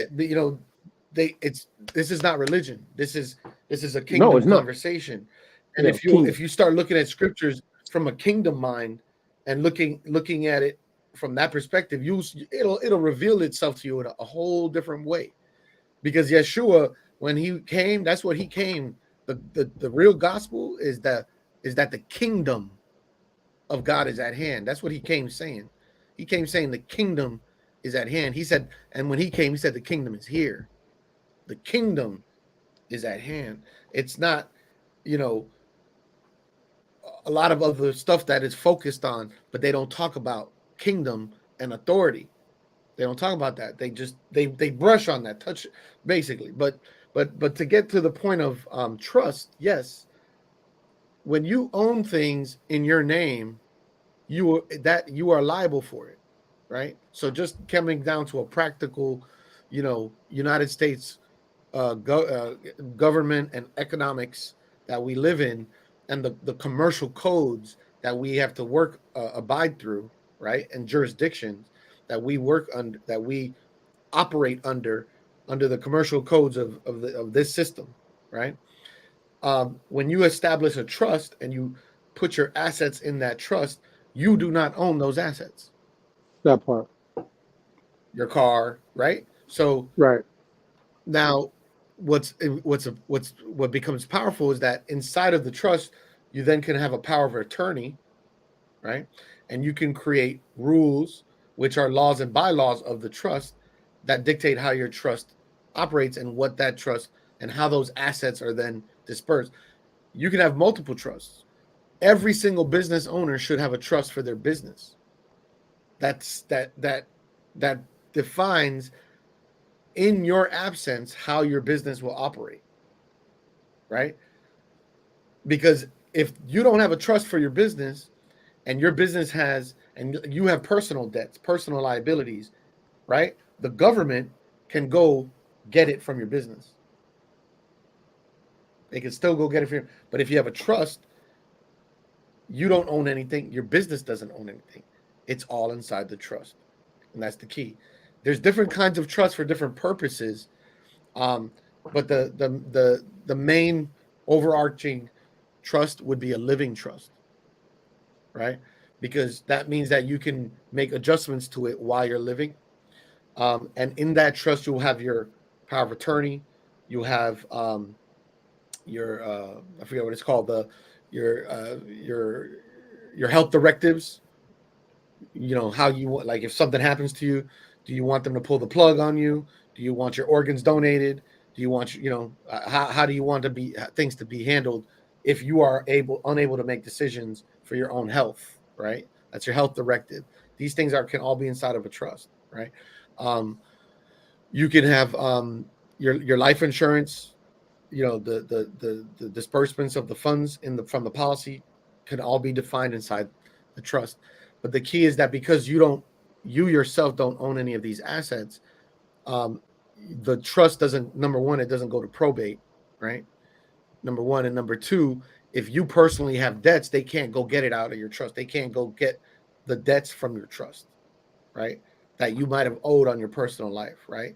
And therefore, the assets that are in the trust, then the trust, the decrees of the trust are immediately enforced to the next generation. That can help avoid taxation in certain circumstances.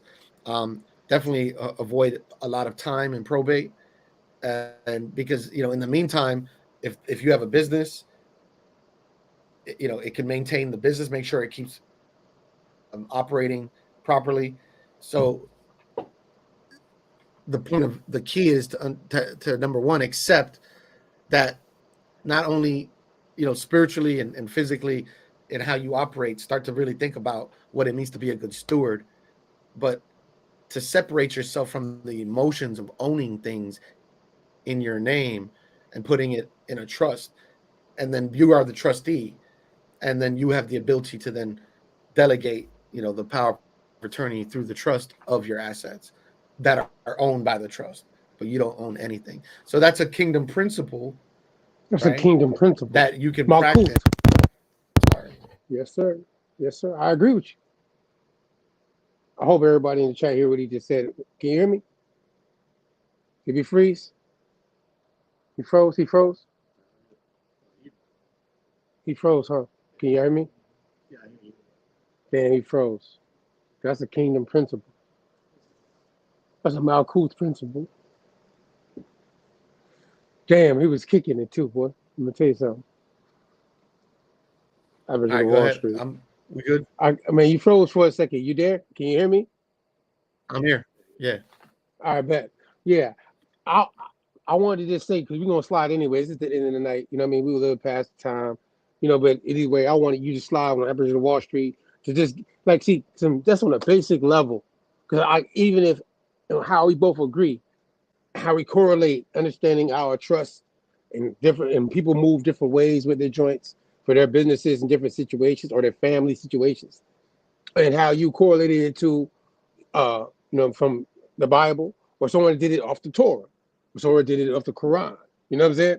Either way, you know what I mean? They're still underneath the same realm. You know what I mean? So in the manner of how they were corresponded today in dealing with their state and their kingdom and their trust, it corresponds in this understanding of understanding these situations and how they got to be put together. You know what I mean? They're kind of like out there and you need to bring them together, but at the same time, you don't need to own it. And it's like it's a humbling situation too.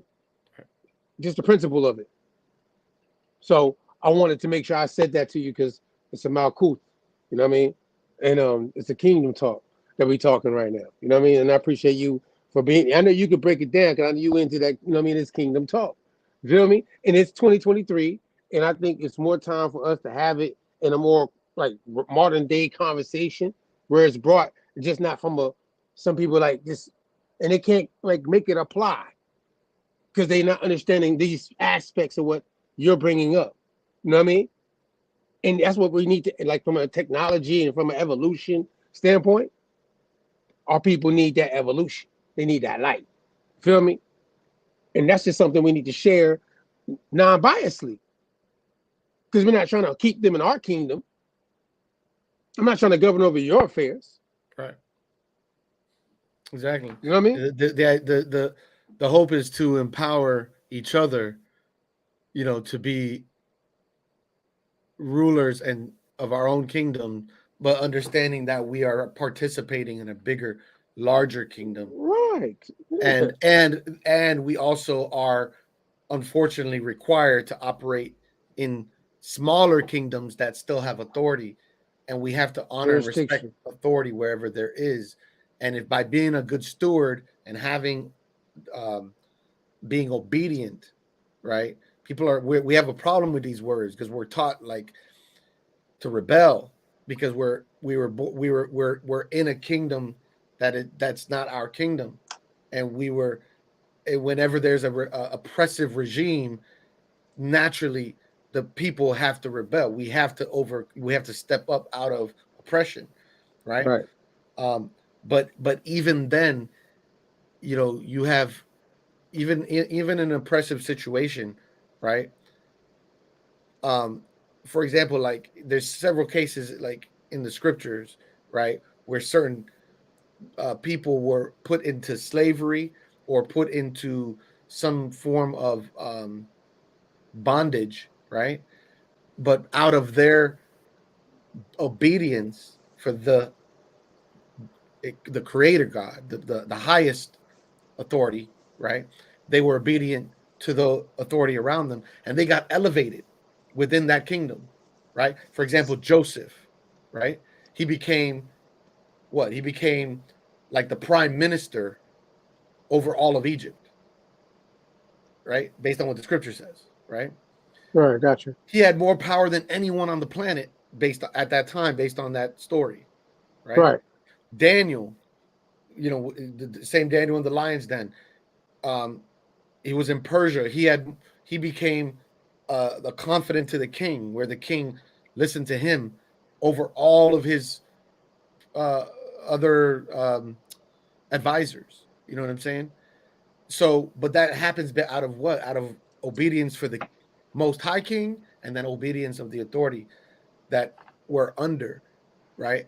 And when you do that, what happens is you allow the Most High King to use you as a vessel or a tool to then elevate your people out of bondage, into a higher level of being, of existence within the kingdom that we're subject to on earth in the United States of America or wherever we are. Wherever it is on earth. Yeah, we're man. living in a mysterious time, Osiris.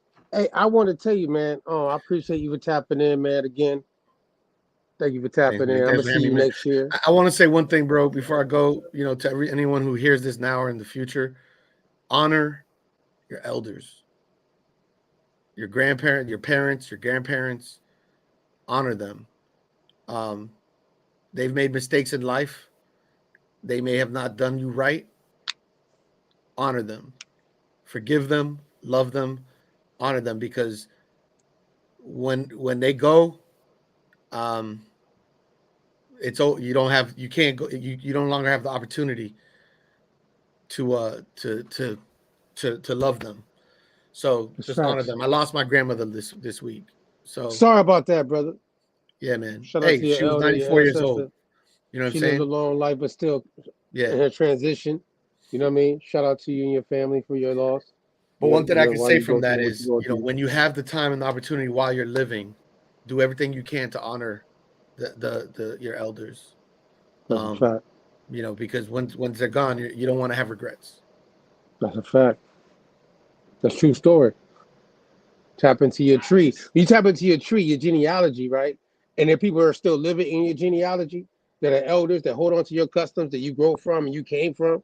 You should be trying to honor them while you can tap into them. You know what I mean? And that's why this broken situation that we're kind of in. I feel a lot of our people in our family situations, where we don't understand about our trusts and situations, and in our family situations that we care about outside of the commercial things we got to deal with in the world around us, because we don't have our kingdoms together within our own family units. You see what I'm saying? From a lineage standpoint, you know what I mean? So it's kind of broken, and that's why like this is important when we even think about our ancestors, because like now soon you're going to be one, and you're going to have children, so you should correct that situation no matter what faith-driven, creed-driven, nationality, creed, or human in this day and time with technology in the 21st century. You should be dealing with the real-time shit. You know what I'm saying? And I ain't really spooky about it. Shout out to BSB. Sad, man. Thank you for tapping in with us again, once again, bro. Thanks for having me, I fam. see you in the new year. I see Yeah, you in the man. new year, as they call One it on love. the calendar. Yeah, I see you in the new year in the calendar real quick. You're tap in. Thank you. Yeah, pull up. Let me get out of here, man. I want to tell y'all something real quick. Shout out to Sebastian, the approved guy. Wait. Matter of fact, wait. Man, you hear me? Check this out. Baron P asked the question: do you provide any kind of service dealing with just, or can I think you do, but I want people to know it. Dealing with leading to the services of a trust account for people that want to go and set up, you know what I mean? This kingdom conversation in a real time situation. Do you have any services that can lead them in this, point them in this way? I know you. So because that's work that an attorney would do, but Exactly. there are services that I'm an affiliate with. I'll send you the link to those services. All it does is just gives me a little credit for the referral, but I'll just say the name. You can check out trustandwill.com, and then even LegalZoom has a service, very affordable, like $3.99 to set up the trust. I mean, it's very affordable. Most attorneys, if you go like on a private level, are more like $5,000 to $10,000. Let's So keep it real. you know what I'm saying? You get everything you need set up, the will with built, in the trust with the power of attorney, everything that needs to be in place. Very, very cost effective. And, it's not hard to do. And then the next step, once you set it up, is then transferring your assets to it. And so that's the thing a lot of people make a mistake about too, by the way. They set up these trusts and then they don't actually move their assets to the trust. They don't get rid of the it's like yeah, exactly. So you know what? We're gonna talk about that though. I said in the new year, we're gonna have this kingdom talk. That's my Koof talk. You know what I mean? So we're gonna tap in with you. See you next week. Not next week, but in the new year. Once again, I'm tripping, see. But real talk. Thank you for tapping in with us, bro. I'll see you in the new year. Peace. Peace and love. Pull up real quick. All right, y'all. So we only got 2 more weeks left in the year, by the way. You know what I mean? Shout out to Blaze. You know what I mean? Shout out to Baron P. Shout out to God of Green. The next week's the 11th. And then we got the 18th. The 18th, we're going to do a winter solstice. We're going to tap into a tree conversation. Since we got through tapping in about the tree, right? I'm going to do the lights festival joints, you know what I mean? We need time with winter solstice. You feel me? So I'm going to end it off on that note. You feel me? Get out of here. And then obviously we won't see you until, because actually our Sunday podcast we've been doing lands so happily on a Christmas Day and a New Year's Eve situation. So, you know what I mean? We're going to be letting people do their festival things, and we're going to see you back on the 8th of January after the 18th. So we're putting that out there, you know what I mean? So we won't see you back until that time frame, but check us out for the next couple of weeks with this podcast. We've been doing this mix show, Music Media Lounge, shout out to them, through their campaign. The Heart's reality is live life autonomously. And I mean, next year, trust me, God, we're going to expand, more stuff going on, current events, mix shows, different topics, different bills, past, currently, and in the future. You know what I'm saying? We're going to tap into a lot of different things in the new year. So tap in with us, theautonomousparty.com. You heard me? Yeah. Tap in. We out of here. See you next week, Sunday, 8 o'clock. Peace.